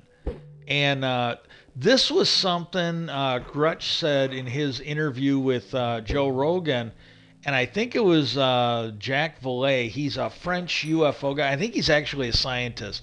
I don't know that much about his background. Again, you'd have to ask your grandparents, but there's an old movie called Close Encounters of the Third Kind, and there is a guy in there. I don't know if it's throughout. I didn't really want either. I think I saw part of the movie, but I didn't see the movie. I either didn't see all of the movie or I never saw it all at once. I caught like a part here, part there. Okay, shitbag. I really don't have anything against you guys. Now, if you've got like a trident, I don't mind cutting your head off so I can try and get it. But I really don't have any ill will. But my God, you and the fucking animals around here. I am trying to do a stream, and I don't think it's asking too much. You guys just politely fuck off. Like Elon Musk has said, just fuck off. I'm doing a stream here, and I mean, when Elon Musk told the people doing ads to fuck off, they fucked off. I'm saying it now. Fuck off, mobs. You're welcome to come around when I'm not doing, and you guys are not just not taking the hint. But that Jacques Vallée, there was a character in that movie, and I don't know if it was a big part or a little part at the end, but there are people saying, well, yeah, that was meant to be Jacques Vallée. And the guy that the head scientist for Project Blue Book, I think he was actually featured in it. I don't think he was playing himself, but he actually, I think he himself was featured, and it was a bit part at the end, and that might have been what that guy playing Jacques Vallée's part was. But I don't think they called him by his name, but there was a French guy in there, and that's who it was supposed to be. Well, he made a comment, and again, this guy, unlike me, this guy, I would say, is a professional or a very experienced amateur. I don't know how you want to call it. I believe he's also a scientist, but I'm not 100% sure on that. But he basically said that there's a certain phenomenon that we're experiencing here, and he said that it's constantly evolving. Like back in the day, they would pose as witches sitting on people's chest. Now they show up differently. And that is something that you've heard the people at Skinwalker say, is that these things show up and they respond and act differently depending on what they're stimulated by.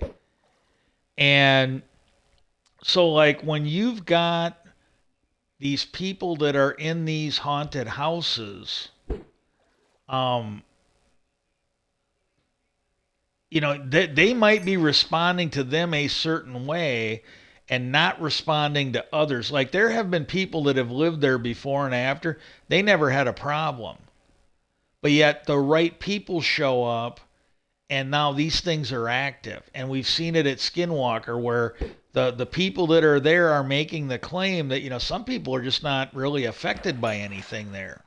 But this is the part that got me, because again, I'm not an expert on this. I was more into UFOs than the haunting and shit. And so I've read up a lot more on UFOs over the years than this stuff. And okay, I'm going to be throwing out saddles after this. I've got plenty, And but when they were talking about this, they were making the claims that these law enforcement had certain weird things happen. And then the other thing they mentioned was that this priest came in to bless the house to try and drive out what was going on. And he got like blisters. Again, this sounds like some of the stuff at Skinwalker Ranch. And, they got blisters.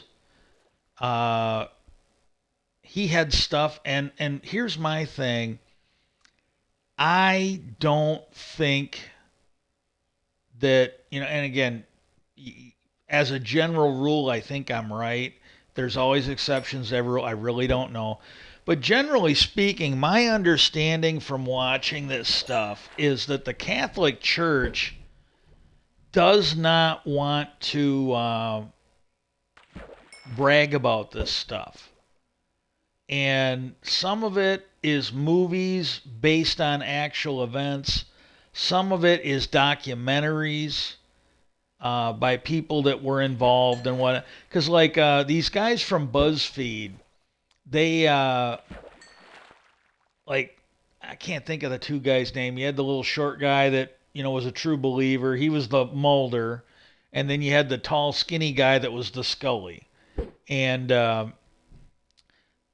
they usually did one, and I don't know if it was one total or if it was like one of each, but usually every season, I don't know if it was in the dude's contract. Usually every season they would do one video or one program about demons and or ghosts, or they would do one about demons, one about ghosts. And because like the UFO stuff did not bother him. He did not mind doing that. I think they did one of those every season too. But he didn't mind the UFO stuff. He was totally scared over the demon stuff and the ghost stuff. And I'm not kidding you. It's called BuzzFeed had it, and let me see if I can actually.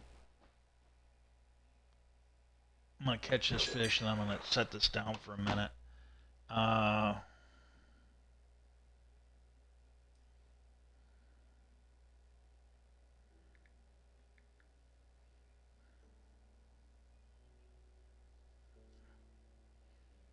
okay, it's you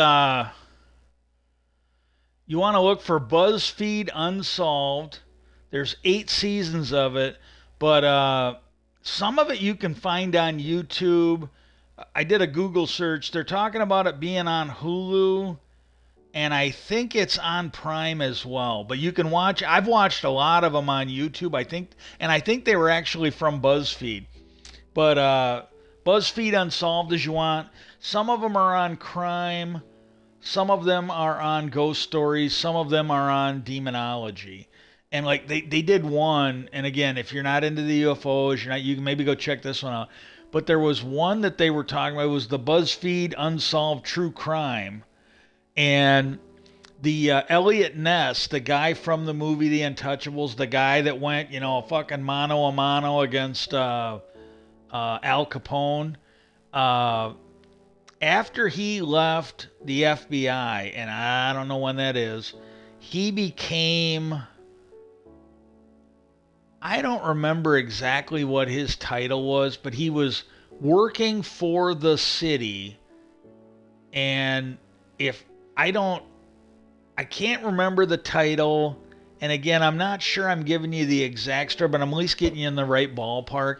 The job he had, I think it might have been the city safety planner or safety manager or something like that. I think and the fire departments responded to him. I don't believe he was called a fire marshal, but if I'm not mistaken, I think the police and the fire department fell under his jurisdiction. And there was a serial killer. And I'm going from memory, and I might be mixing this up with another story, but I think it was like the Boston Torso Killer or something like that. Maybe I can bring it up. Hang on a second.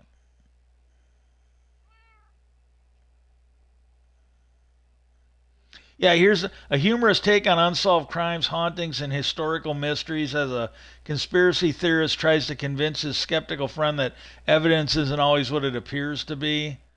Hang on. This is more for me.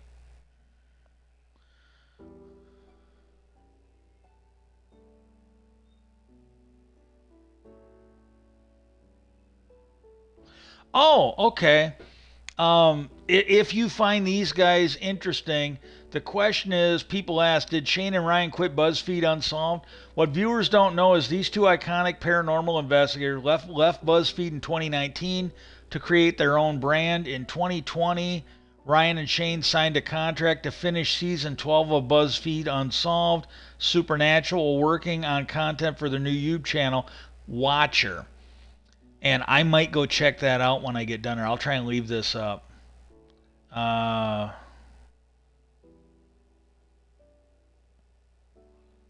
uh, okay, I'm not gonna. I don't want to lose that because I actually want to go check out their new stuff. I really like those guys. I really did. And I thought they quit or whatever. And I honestly thought the pandemic took them out. Well, there was a serial killer killing people, and they could not solve it. And he was leaving. I think at one point he left bodies around Elliot Ness's office.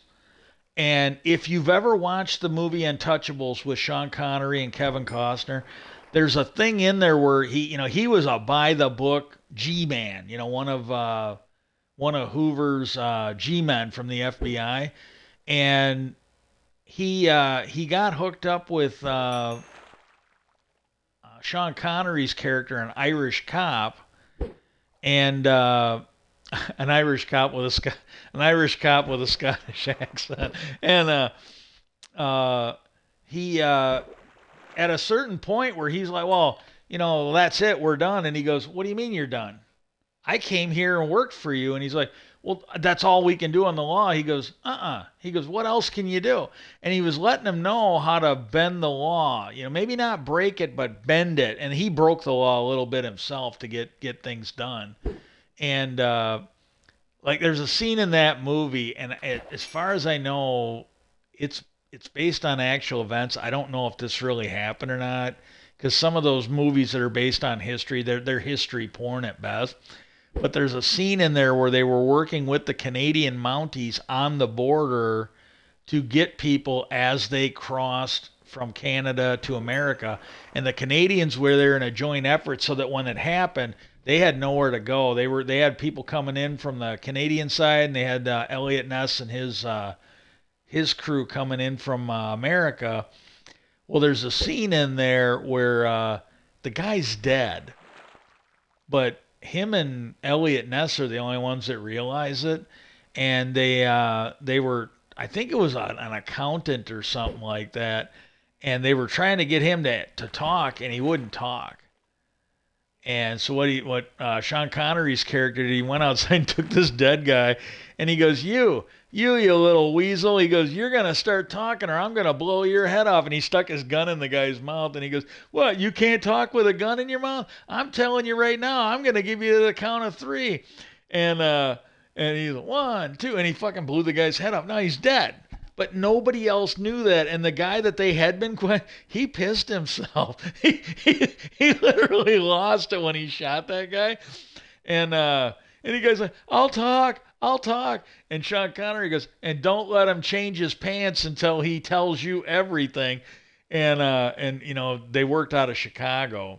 And Sean Connery's character was from Chicago.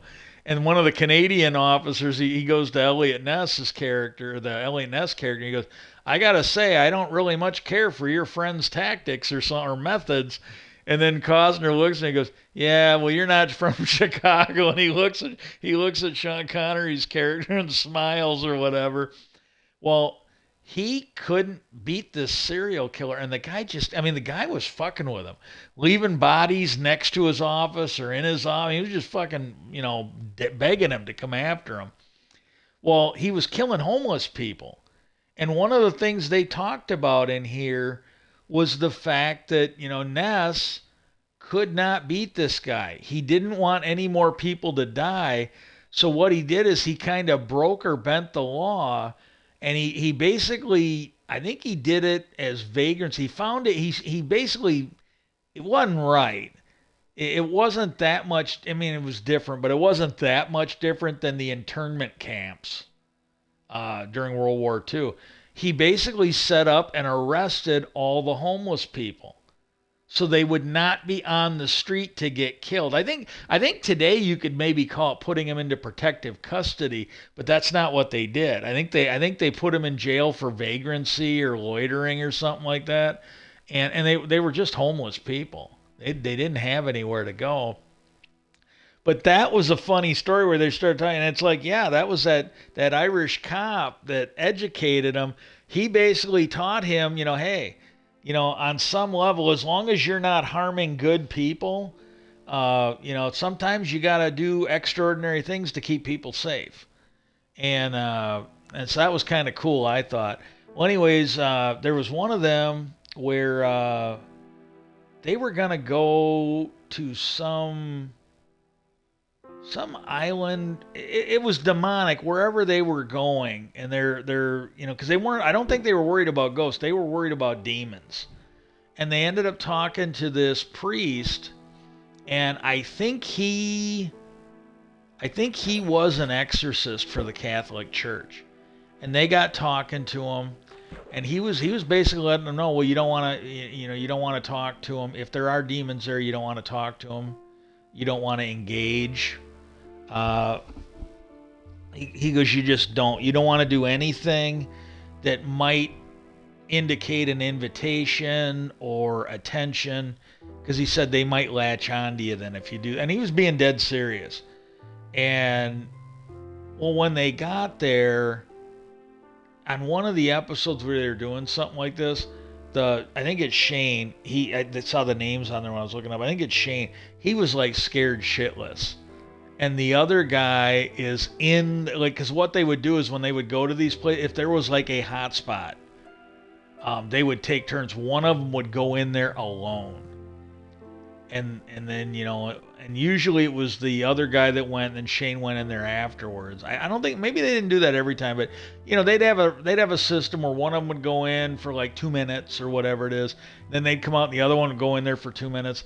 Well, that Shane guy, I'm not saying I'd be any different. I'm not. I might joke around with, but I'm really not picking on the guy or trying to talk down to him, because I think that would rattle me a little bit too. And and here's the thing, like the place we live now. I think I'm being completely honest. I think me and my dad were the only ones who didn't see anything here. I think my mom saw stuff here. My sister, I know, did, because she talked about it. And my brother has had, again, the one that I'm aware of that he had, I honestly don't think it was anything real. He was freaking out because they used to have these attic doors where it was basically a piece of the paneling, and it wasn't really paneling, but it's what I'm going to call it. But it was a piece of that was held in by those, God, I think they're called thumb screws or something like that. It's basically, it's a thing that's about this wide and about this long, and you screw it in the middle, and then you spin it, like you twist it all the way up, and then the door will open, and then you put the door back in, and you twist them all so they're going this way. And his attic door kept coming. He was convinced that there was something in there doing it. And maybe there was. I don't know. I never saw anything. I occasionally get a feeling here like there's something there, but I've never seen anything. Nothing's ever freaked me out. And when I was gone, I had a room here for when I came home to visit or to help out. And my niece was going to stay in there the one time. And something, I don't know what it is, but something happened and she wouldn't sleep in that room ever again. And I think her older sister might have had a thing happen. And I don't know about my nephew. He might be like me and my dad. I know he freaked out when he was a kid because he had I I think it was a Barney doll, and it flipped out in the middle of the night and started talking to him. And it was just, the button or whatever just got, maybe, the button I think just got stuck or something, but it sounds like it turned on and started free. They had to get rid of it, and he was real little, so I'm not, again, not picking on anybody, but apparently he freaked the fuck out when that thing turned on by itself in the middle of the night. And and hey, just for the spirits that are out there, if you are friendly to me and you are as mad as I am about what's going on, you feel free to go haunt or whatever the people in my family that are fucking around, anybody at the bank or the brokerage, anybody that's fucking around. You feel free to do whatever you need to do, and that would be appreciated. Nothing's gonna happen, but but you feel free. That would make me feel happy if these people were fucking. And I don't care where they are. I don't care if they move. I really don't care. But you feel free. Them and their families. Make them pay for what they've done to me. Same thing with the people, because I am pretty sure I was drugged or poisoned while working at gym. You go after them if you want to. That would be fine with me. Just any demons or ghosts, and I'm not talking anybody, any living person, but if there are non-human intelligences out there that would like to do me a solid, you just knock yourself out. Uh, you know, you can be like the ghost that haunted Ebenezer Scrooge, because we're coming up on Christmas. You can be like the ghost that haunted Ebenezer Scrooge. Oh my God! Somebody posted that. They said if you are someone working at Mar-a-Lago down there, how can you not sneak into Trump's bedroom at 3 in the morning dressed as a ghost wearing chains? And I'm like, oh my God, that's fucking hilarious. uh, but yeah, the little humor for the stream all the way around. But yeah, so they, but they're I've heard other people, and like I never experienced. I don't think Dad experienced anything here when he was here. But again, with the Amityville, I don't know. But when they were talking about the priest, like I said, he had blisters. Sounds like a radiation burn, maybe. And they talked, there were multiple times where these flies showed up, and it was like a fucking locust of flies, not natural. Um, yeah, hey, I'm not kidding you. If anything is out there that wants to, if you basically had shit like that happen to people that fucked me over, that would be cool as shit. That would literally be cool as shit. Uh, the uh, the No, I really would. But the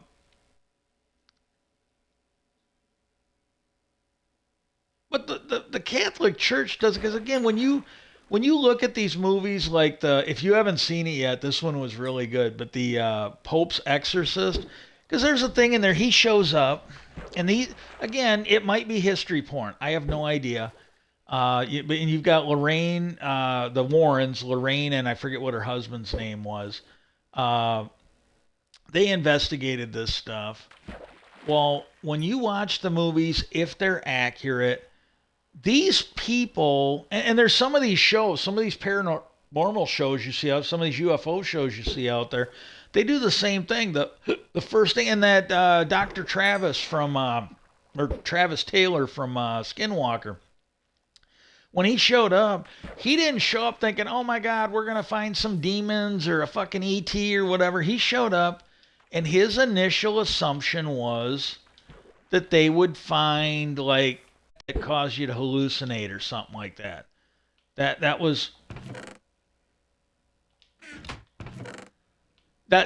what he thought they were going to find. They were going to find some, hallucinogenic plant or some kind of a fucking vapor that made you delusional. That was his initial thing.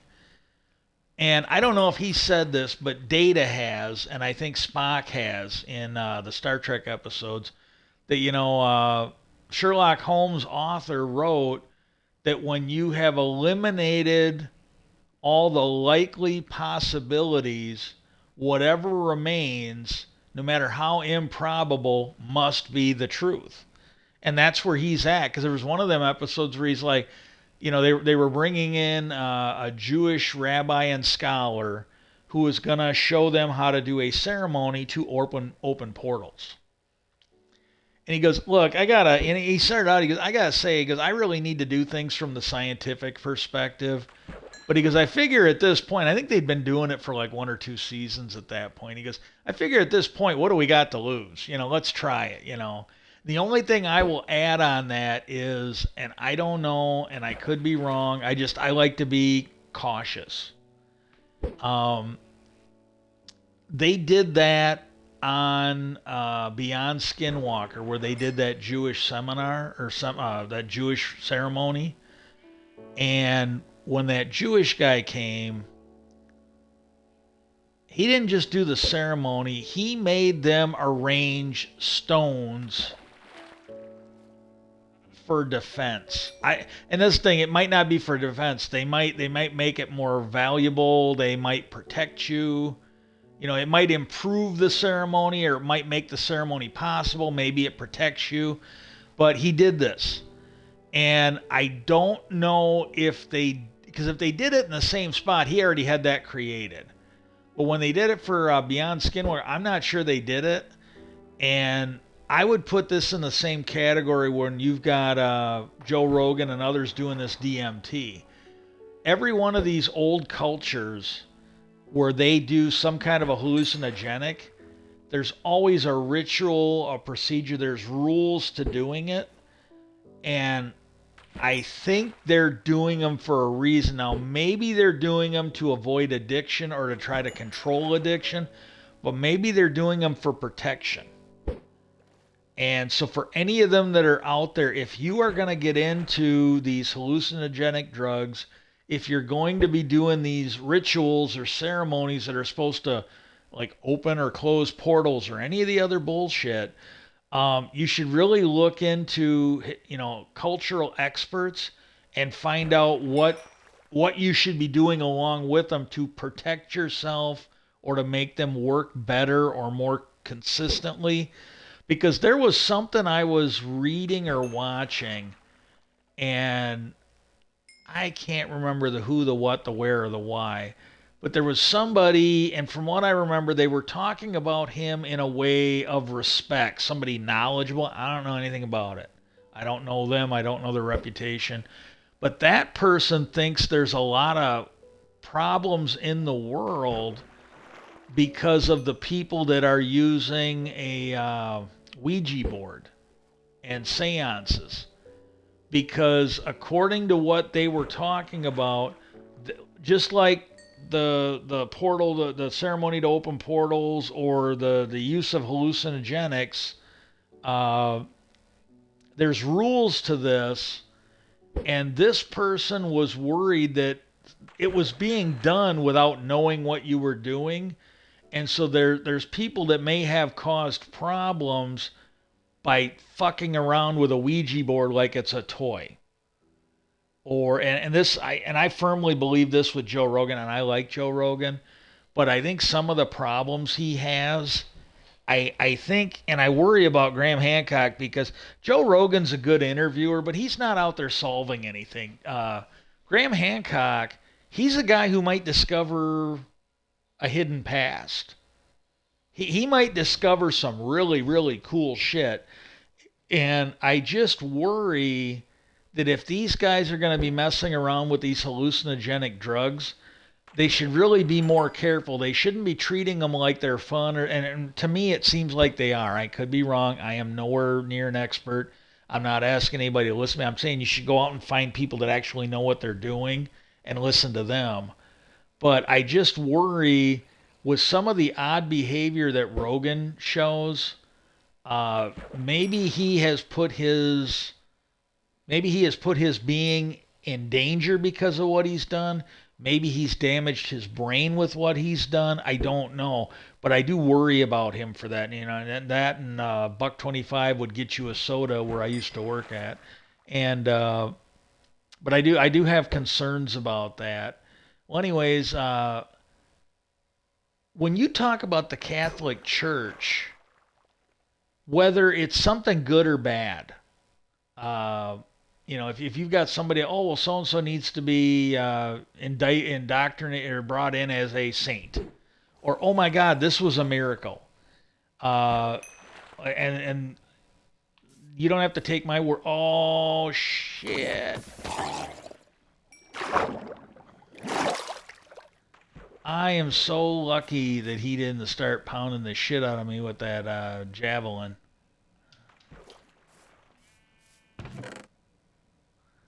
Okay, got one of those.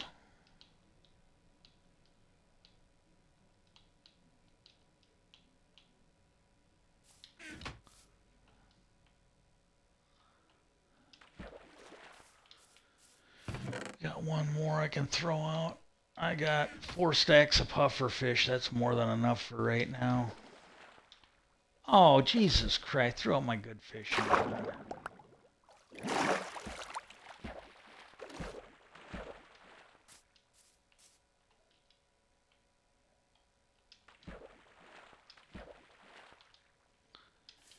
Well, anyways, you go back and look at the Fatima case. That's one where you had 3 kids that were supposedly being visited by the Virgin Mary. And don't fucking laugh at that because the church took it seriously. Uh, when they were talking about UFOs, this was something Cuomo said on his new podcast. He said, "Look," he goes, I don't know what we're gonna find if we get to the truth, but he goes, I can tell you this: there's definitely something there. It wouldn't be classified. They wouldn't be, and I agree with him. Like if they didn't think there was something there, they would not have spent $22 million investigating Skinwalker Ranch.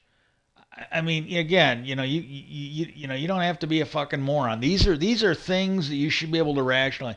I mean, regardless of what it is, maybe they were funneling money illegally to some defense contractor. It was something they, maybe it was something where they were going to use it to buy weapons to give to Iran or something like that. But there's something there. There's something they don't want you to see, or they'd be owning up to it. And it was the same thing there. The Fatima thing. If there was nothing there, then we would have known. But to my knowledge, the church, there's 3 prophecies that those kids were given, and I think only 2 of them have been released, and they were only released after they happened. So the Catholic Church didn't want you, and I think there's one of them that they still haven't released. And if there wasn't something there, they wouldn't be hiding this. They just wouldn't.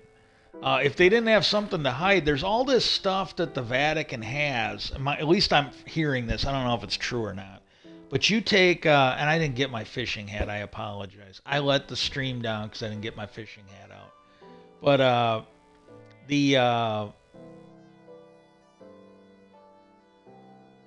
when you take a look at that one of those Da Vinci Code movies, and it's either the second or the third one, you basically find out there's all this stuff that the church has buried in these archives down below the Vatican. And, there was something he needed for a book. Should have been no big deal to let him. I mean, he wasn't asking him to give it to him. He was just wanted to come in and look at it. He was willing to travel there. Nope. And that kind of shit goes on. And if it was something like where there's some libraries you can go to, but unless you are an academic, they won't let you in. And you don't have to be one of their academics, but you just have to have the credentials, and it has to be something in your field. And you can get in there to look at it, but they just don't let the public in. Well, with the Vatican, there's stuff in there that they don't share with anybody. And they don't even share with everybody at the Vatican. Well, again, if there's nothing there, then, this would be available. It just would. And, but with the Fatima kids, they went in there and they did not believe them. They weren't there like con artists. They weren't going there. Oh my God, it's a miracle. Let's fucking get the parades going, and we'll tell everybody about. No, they went there and they went, oh yeah, this is just kids making shit up. That was their default. That was their default position. And it's my understanding it's the same way when it's exorcism. And if you watch that movie, The Pope's Exorcist, that's a thing where the first thing he does, and again, I don't know if it's real or not. I think it is. It makes sense, but I wasn't there. You weren't there either. So, uh, but well, I hope you weren't there. It was a while ago. If we're a year older than I am, but he went there, and the first thing he did was he asked, well, have you taken him to a doctor? Have you taken him to a mental health expert? Because the default position by the church was not to treat it like it was an exorcism. And it's the same way. Like, when the priest showed up, I'm sure it wasn't his default position to just walk around doing a Dominus Opus to every fucking room and chasing out. He probably talked to the family, probably asked. Now, he probably didn't look into the history like in Ghostbusters, like, oh my God, your house was built by Victor Von Doom and he built it for an occult ritual or, none of that. But, they probably did ask around, and, like some of these paranormal people, they do the extra bit and they don't assume. They look it up, they get into the history, and some of them don't. And I think that's either maybe an indication that they're not serious or they're lazy. It's not doing their due diligence. But that's not the way the church is. They don't just run in guns blazing. Oh my God, it's a demon. They don't believe it. And that was one of the things they pointed out in that movie, the Pope's Exorcist. There are a lot of people that they either don't believe in this shit or they just don't want to do anything with it. And and then you find out from like Lou, there's shit like that going on in the military. There's people in the military that do not want to investigate. They don't want to investigate UFOs because they think it's demonology.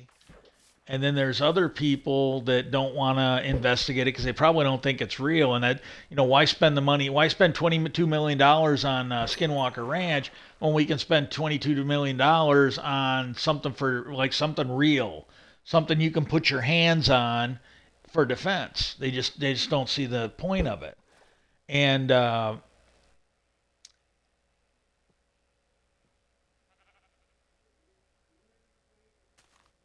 And so like this priest, he got affected according to this documentary, and I don't think the priest would lie about it. And it doesn't, now maybe someone else would, but again, if the church was sitting there and they're making documentaries and, well, yeah, the priest was blistered and he did this and he did that and then he fucking left, I think the church would be like, oh no, that never happened.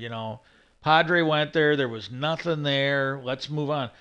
The church, as far as I know, was silent on this. I would say that's basically admitting that it's true because they're not saying anything.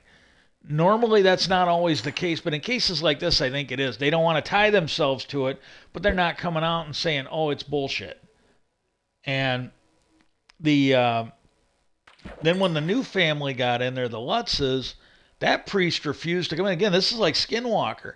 Those people that investigated Skinwalker for Bigelow, they refused to come back. They mentioned that in the first season, where they're like, yeah, the original team on the ranch back when Bigelow owned it, they will not set foot on the ranch again.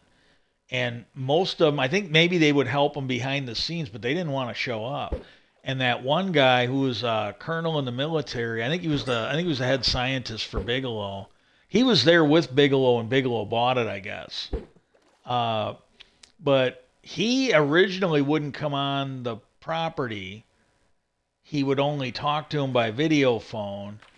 And then I want to say it was a couple seasons later, he actually came on the ranch. And it took a few years, but I think he was seeing that they were not getting affected too badly, and he was willing to come on. Either that or they offered him enough payment to take the risk. I really don't know. I'm not criticizing it. I'm not even sure I'd want to go there, to be honest with you. And but when he was there, they were talking to him about what they were experiencing and the tests they were running. And he looked at him, and this ties in with what Grutch was saying with Jack Valet. He said, you guys don't seem to understand it because you're still under this impression that you are in charge. I mean, seriously, that's another one. if you haven't seen it, go watch the Skinwalker Ranch. But that guy came back on, and this guy, yeah, he was a military guy, but that's an infinity without any curses on it.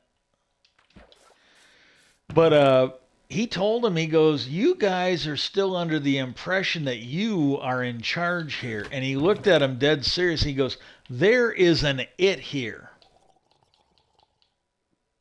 And it is in charge." And they kind of like, what?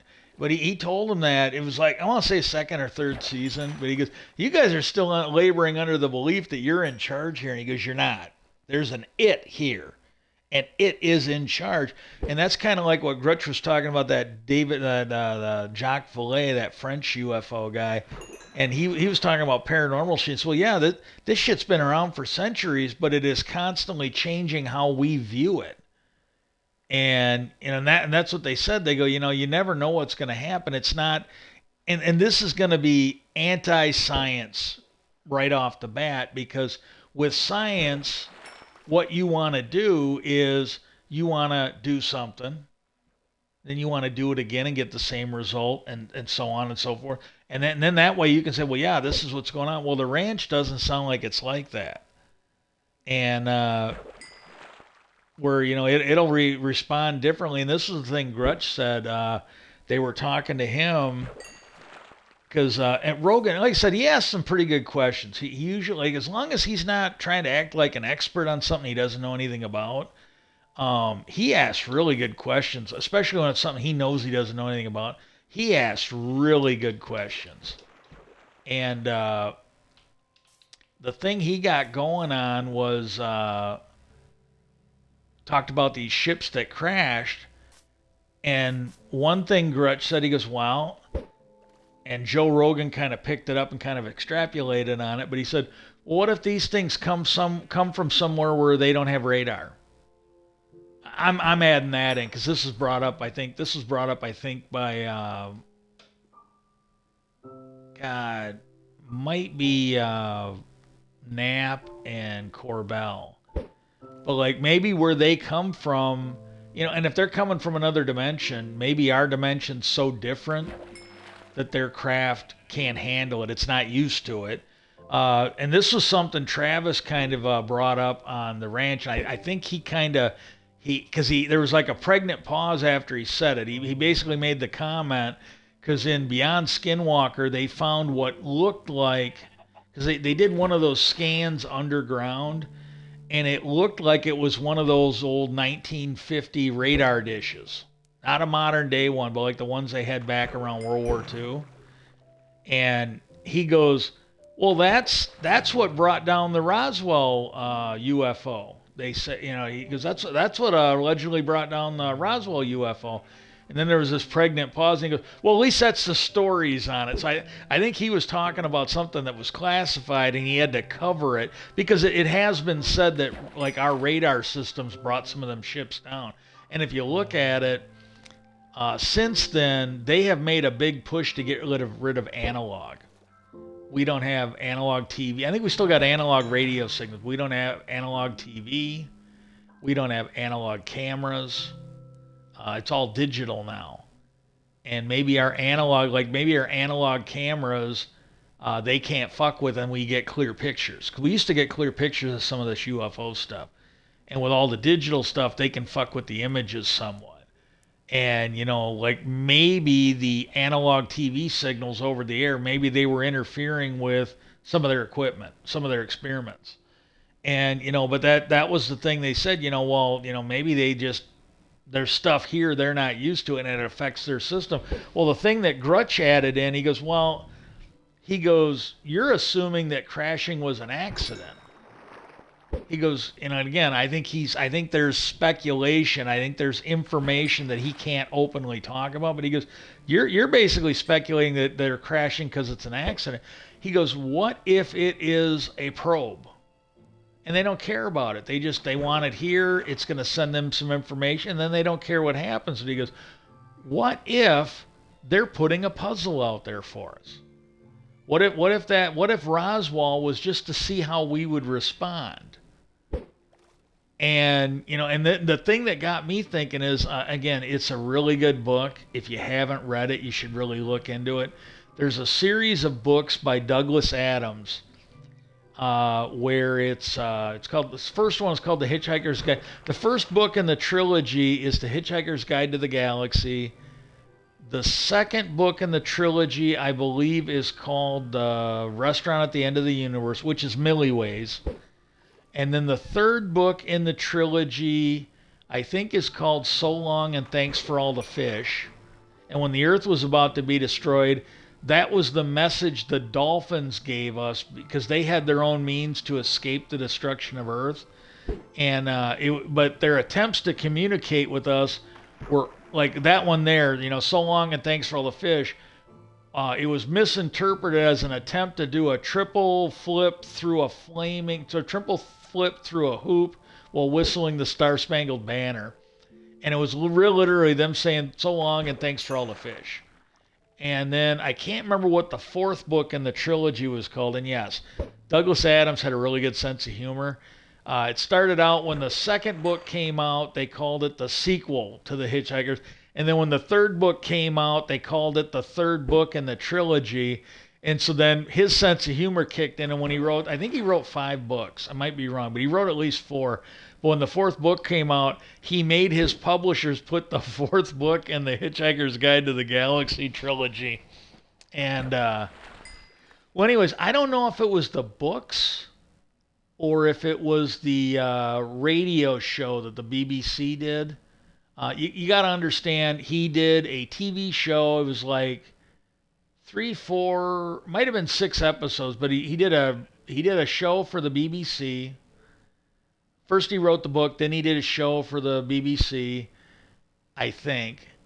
And the special effects are just shit. Somebody used to have it. Like, check on Roku. They might have it for free. It's not bad to watch, but the special effects were just shit. I think it was it's either made in the late 80s or the early 90s. They did this radio show, which I think was really good. And then they did that movie. And the one thing I will tell you about, and I wish more people would do it and do it properly, but Douglas Adams, whenever they were going to put it on a new format, like the TV show, the radio show, the books, or the movie, I don't know. I never saw him explain why, but I have a feeling that he did not want to see people pay more than once for the same story. So he would work with it, and the TV shows, there's certain things that are the same, but he made distinct changes. Kind of like when they did the remake of True Grit, the John Wayne movie, they changed things. Like in the new one they did, the little girl lost her arm. In the first movie, the Texas Ranger, played by Glenn Campbell, he died. In the second movie, he survived. And then in the first movie, after she got better, she was like a little girl. After she got better, John Wayne showed up to check on her, and she thanked him. And then she let him know that because he didn't know, but when she let him know, she considered him family. And she let him know that when he died, that he was supposed to reach out to her, and she would pay to have him moved to her place, and he would be buried next to her family on the estate. Because she didn't think she was ever going to marry, and she considered him like family. Well, in the second one, they didn't have a reunion when she was young. Years later, she went and sought him out. Well, by the time she got there, he was dead. And, so there were certain changes that were made. And Straczynski, I think it's a done deal. And I think and I hope I'm wrong, because I would really love to see a remake of it. But Straczynski kept promising that he was going to have a relaunch of Babylon 5. And I'm thinking it's not going to happen. And it could be for no other reason than, I think the company that was going to do it, they went bankrupt, or they were getting bought out. I think either that or I'm mixing up with Stargate. But I think it's possible that his ego is getting in the way because uh, they want a reboot of Babylon 5. And to me, it would be like if they were going to, like what he's proposing is he wants to do, it sounds like he wants to do a whole new story. And I'll be honest, I will watch it. I will judge it on its merits. And if it's good, I'll watch it. And if it's shit, I won't. But somebody wants a reboot of Babylon 5 because it was very, very well done. At least seasons of it, and that was none of his fault. When the people that were making the first company, they went bankrupt or they didn't want to do it, and it got picked up. I think it got picked up by somebody else, and then the next thing that happened was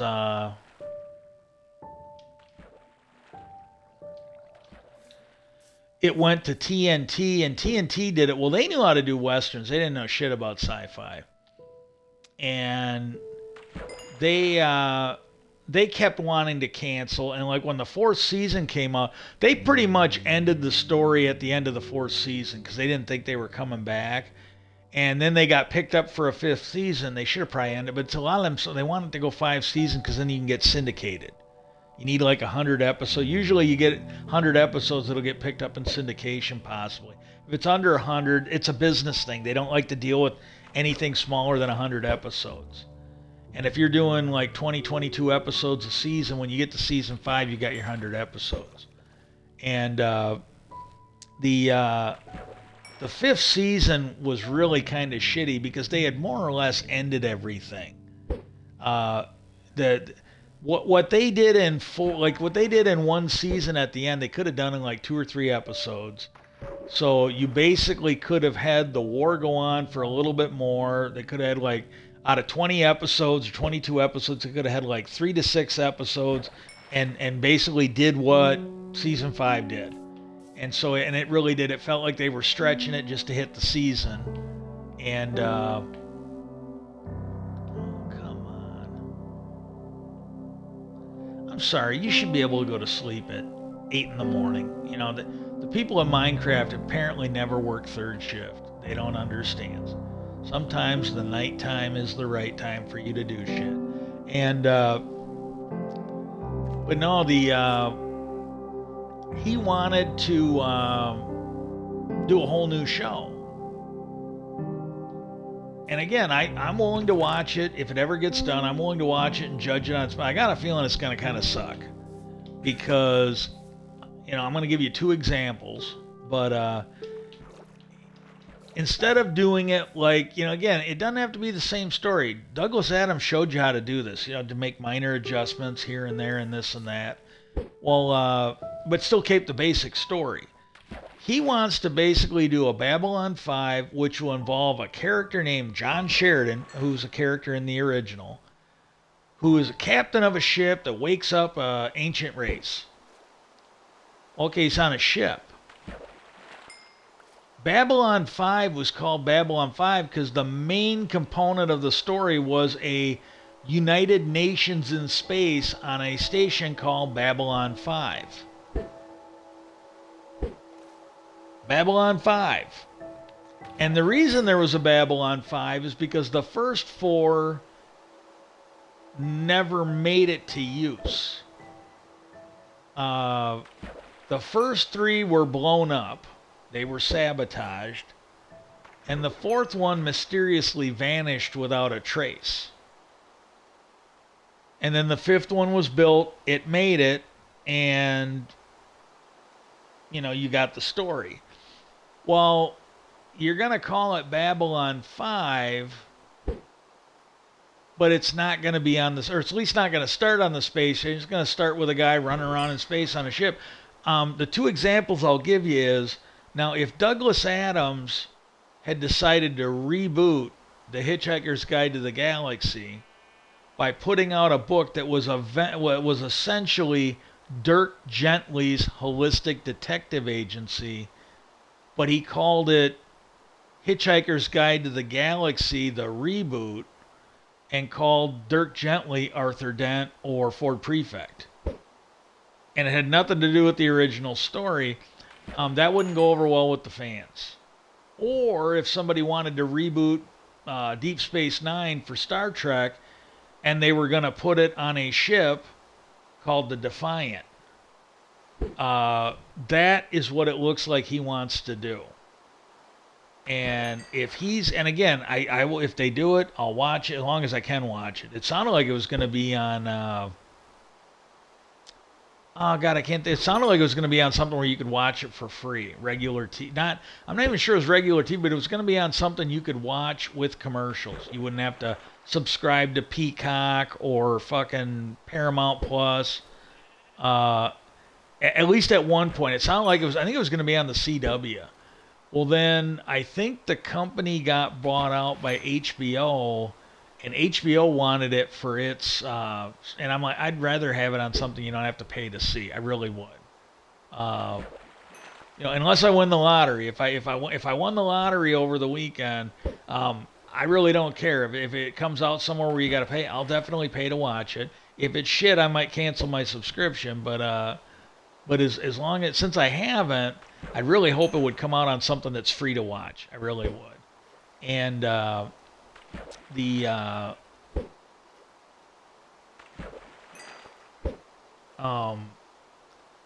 that was his whole thing. So I got a feeling, because this was like 3 years ago. Oh yeah, if we get going, I might have it out by the end of that. Might be out for this fall, and it's like I got a feeling it's a done deal.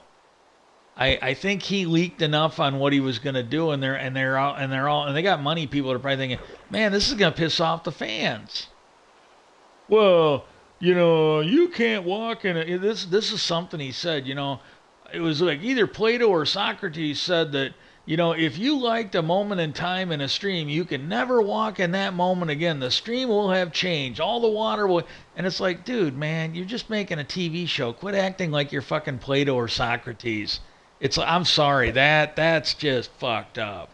But again, if he makes it and I can watch it, I will judge it on its. I felt the same. Now, I didn't have access to BBC America at the time, but everybody was losing their shit over a female doctor, who I happen to think I've seen her in other stuff. She's a damn good actress. And my initial reaction was like, well, you know what? I'm gonna watch it. If it's good, I'll watch it. If it's shit, I won't watch it.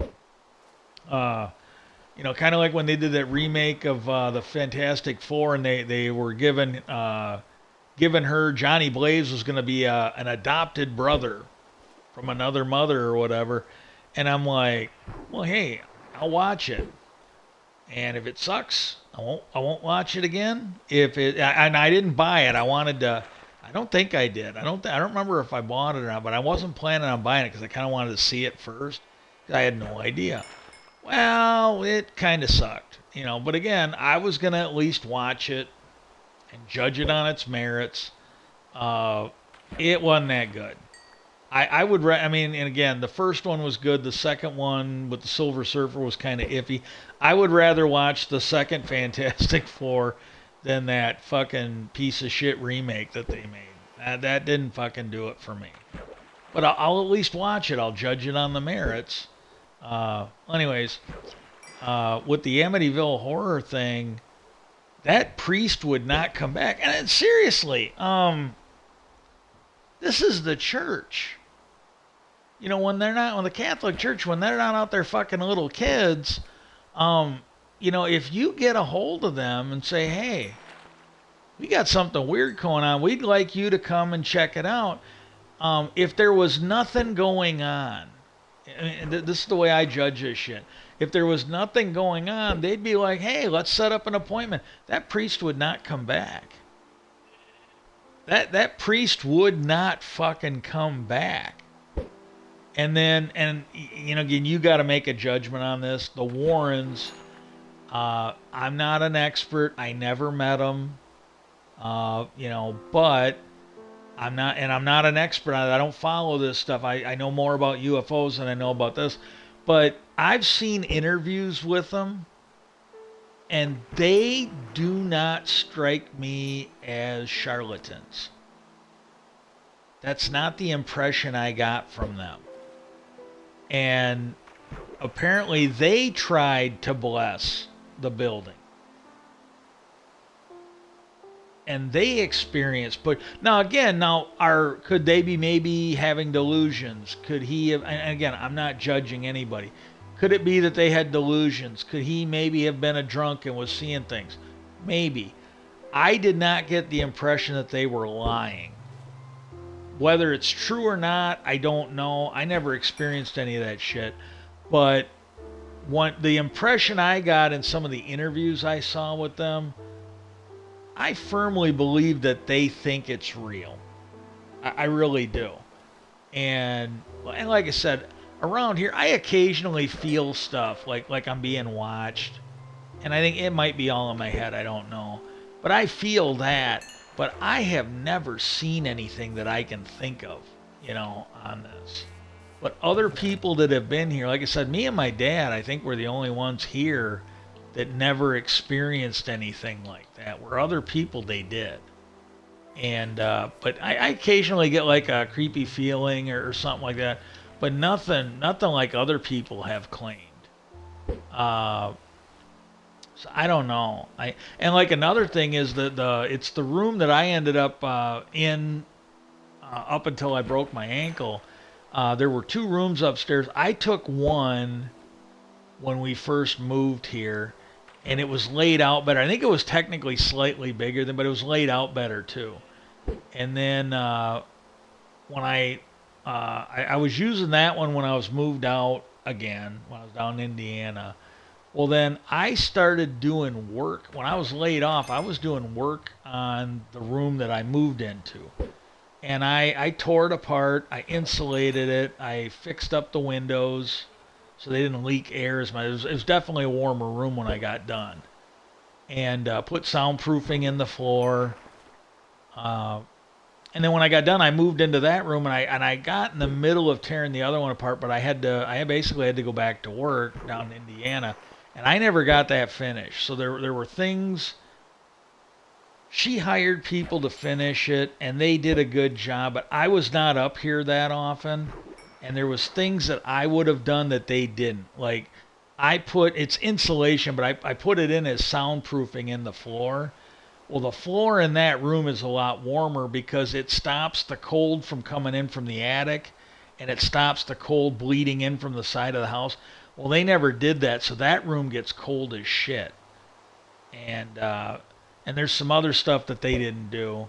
Like I rewired the other room. I completely rewired it and I might be wrong, but I don't think they rewired that room, and that's why I tore it apart. I had the floor torn up. I ripped the walls down because I was going to run new wiring downstairs, and I don't think that ever got done. And hang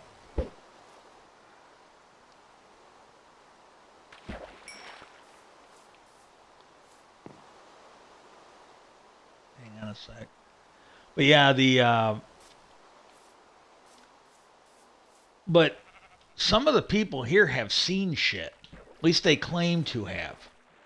And again, I'm just joking around here, but well, maybe not. But if there's any entities here and you don't like what's happening to me and here at the house, you feel free to take whatever actions of justice you think is appropriate. Same thing for anybody that may have poisoned me or drugged me while I was working at General Motors. You entities out here, not anything mortal, but all you non-human entities, you things that nobody believe in. You feel free. You get revenge on me for what happened to me. That would be great. I'd feel really good. Another thing is you want to go after those corrupt politicians. That'd be good too. That would be really, really cool. And then us mortals will just stand by and let you mete out justice. Yeah. Wouldn't that be nice? Wouldn't that be nice? And hey, down the road, like if this place gets stolen from us or when I'm dead, if you want to turn this into something like Skinwalker Ranch, you go ahead. I'm giving you leave. And unless I die an old, happy life here, like I should have been able to, you by all means turn this into a fucking haunted cesspool like Skinwalker Ranch, and you just go after anybody that takes this place over. You feel free. You have my blessing to do so. I would appreciate it. And The but yeah, the but they did this, and I never took them as like cranks or people making it up. And that whole thing I was watching this morning, it's like holy shit. Because again, I saw that one where, oh yeah, it was just me and some friends and my sister, and we killed. And it's like when you hear this other shit, I'm like, look, I don't think the police would be going along with it if this shit wasn't true. If there was nothing going on, I think the fucking, oh my god, you got some bad demons. Oh yeah, Dominus Opus, get out, get out, get out. You know, throw some fucking holy water on the wall. You know, hey, we'll see you in church, right? You know, put those donations in, and that they wouldn't do it. That guy would not go back. So I'm like, yeah, I'm kind of thinking there might be a little more to that than people think. But oh well.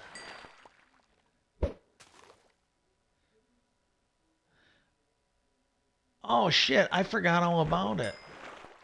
This is the last thing I'm gonna do, and then I'm gonna end the stream. But I, for, I I absolutely forgot all about it. Hang on a second. Okay.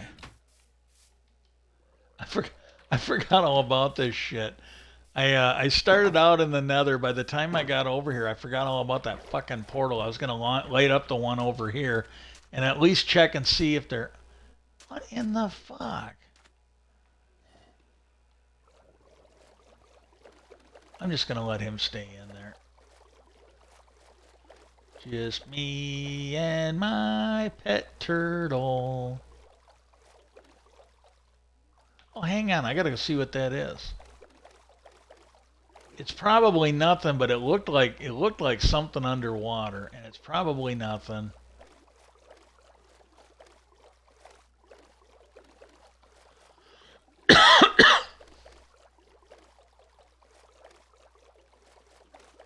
Yeah, I don't think it's there anymore. It looked like a little house underwater.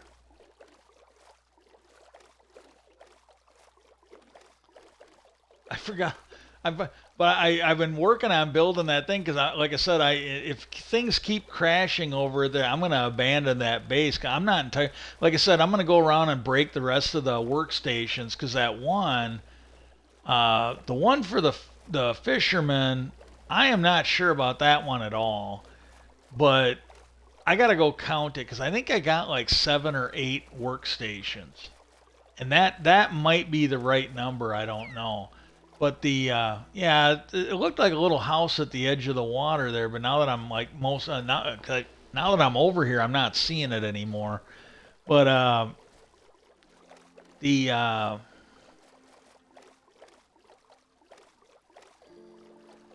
the oh yeah, that was a thing here though.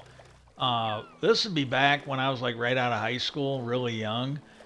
There were pets that did not want to go in that room. It'd be the one right above me here. The pets we had did not want to go there. The dogs didn't like going. Definitely the cat did not like going in there. And the one cat, it's our old cat, Coco. She started going in there if I was in there. I don't think she went in there. I don't think she went in there too much with anybody else. Not regular. But if I was in there, she'd come in, she'd camp out. And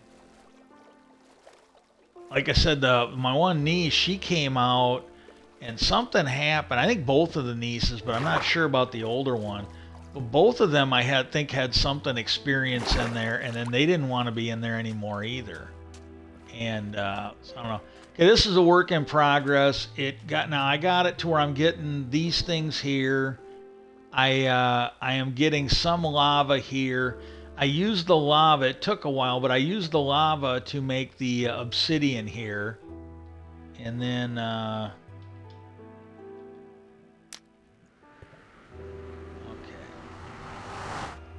got this made. And then this one here, there was a block and there was a dripstone. And when I was trying to get it, because I got them blocked off up there, so I knew where I got to stop.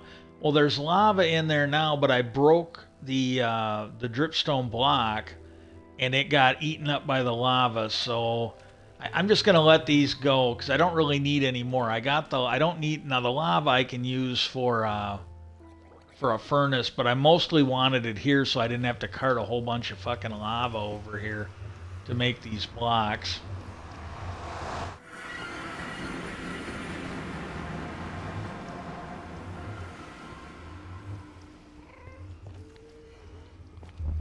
Sweet, they are officially, what the fuck? They are officially linked. So I gotta build a path. I gotta make it covered so I can get from there to here. But I absolutely have a nether portal to here now. So down the road I should be able to relatively safely go back and forth.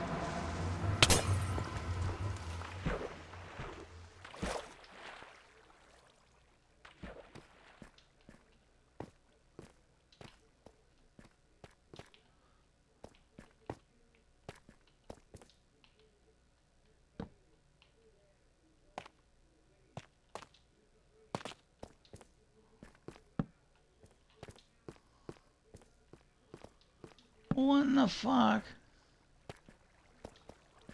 Oh my god.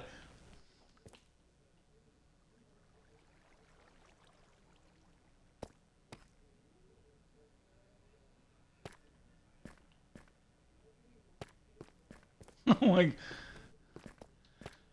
Well, we got another glitch for Mojang because I basically I should have lined those up perfectly for coming out of there, and now here I am in this spot.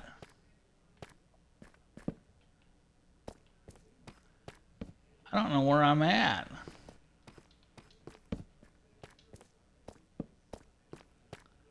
Gotta take a look and see what we got. I'm probably gonna run into one of those wardens or whatever down here and get my ass kicked in the fucking dark.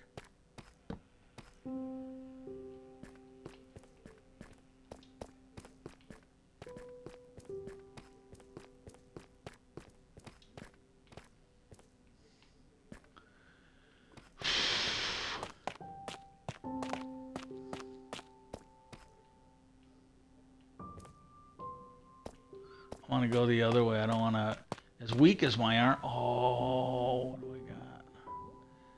I would get that if I didn't. If I had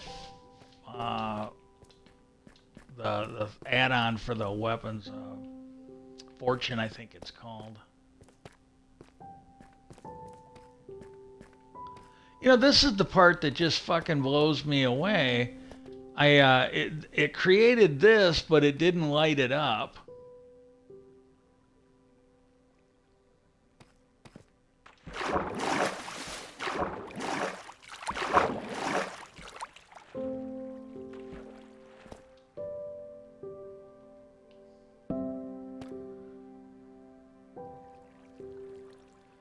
Ooh.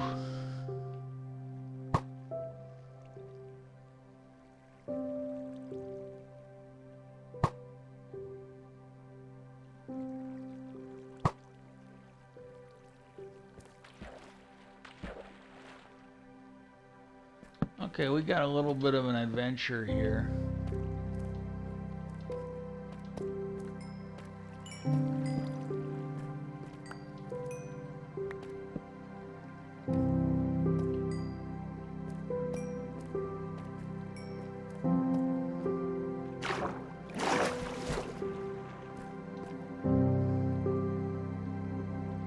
Oh my god, man.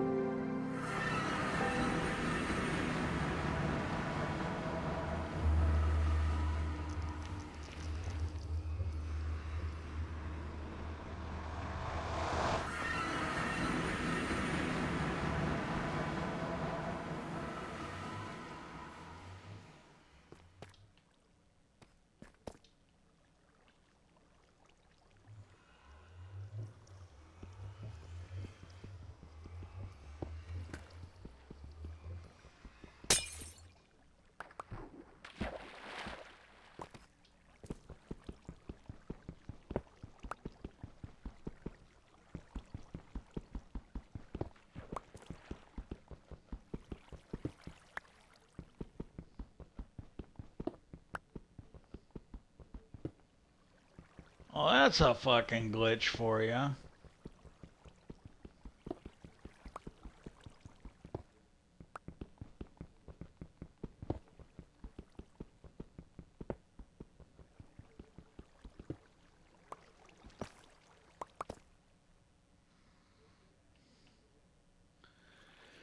Okay.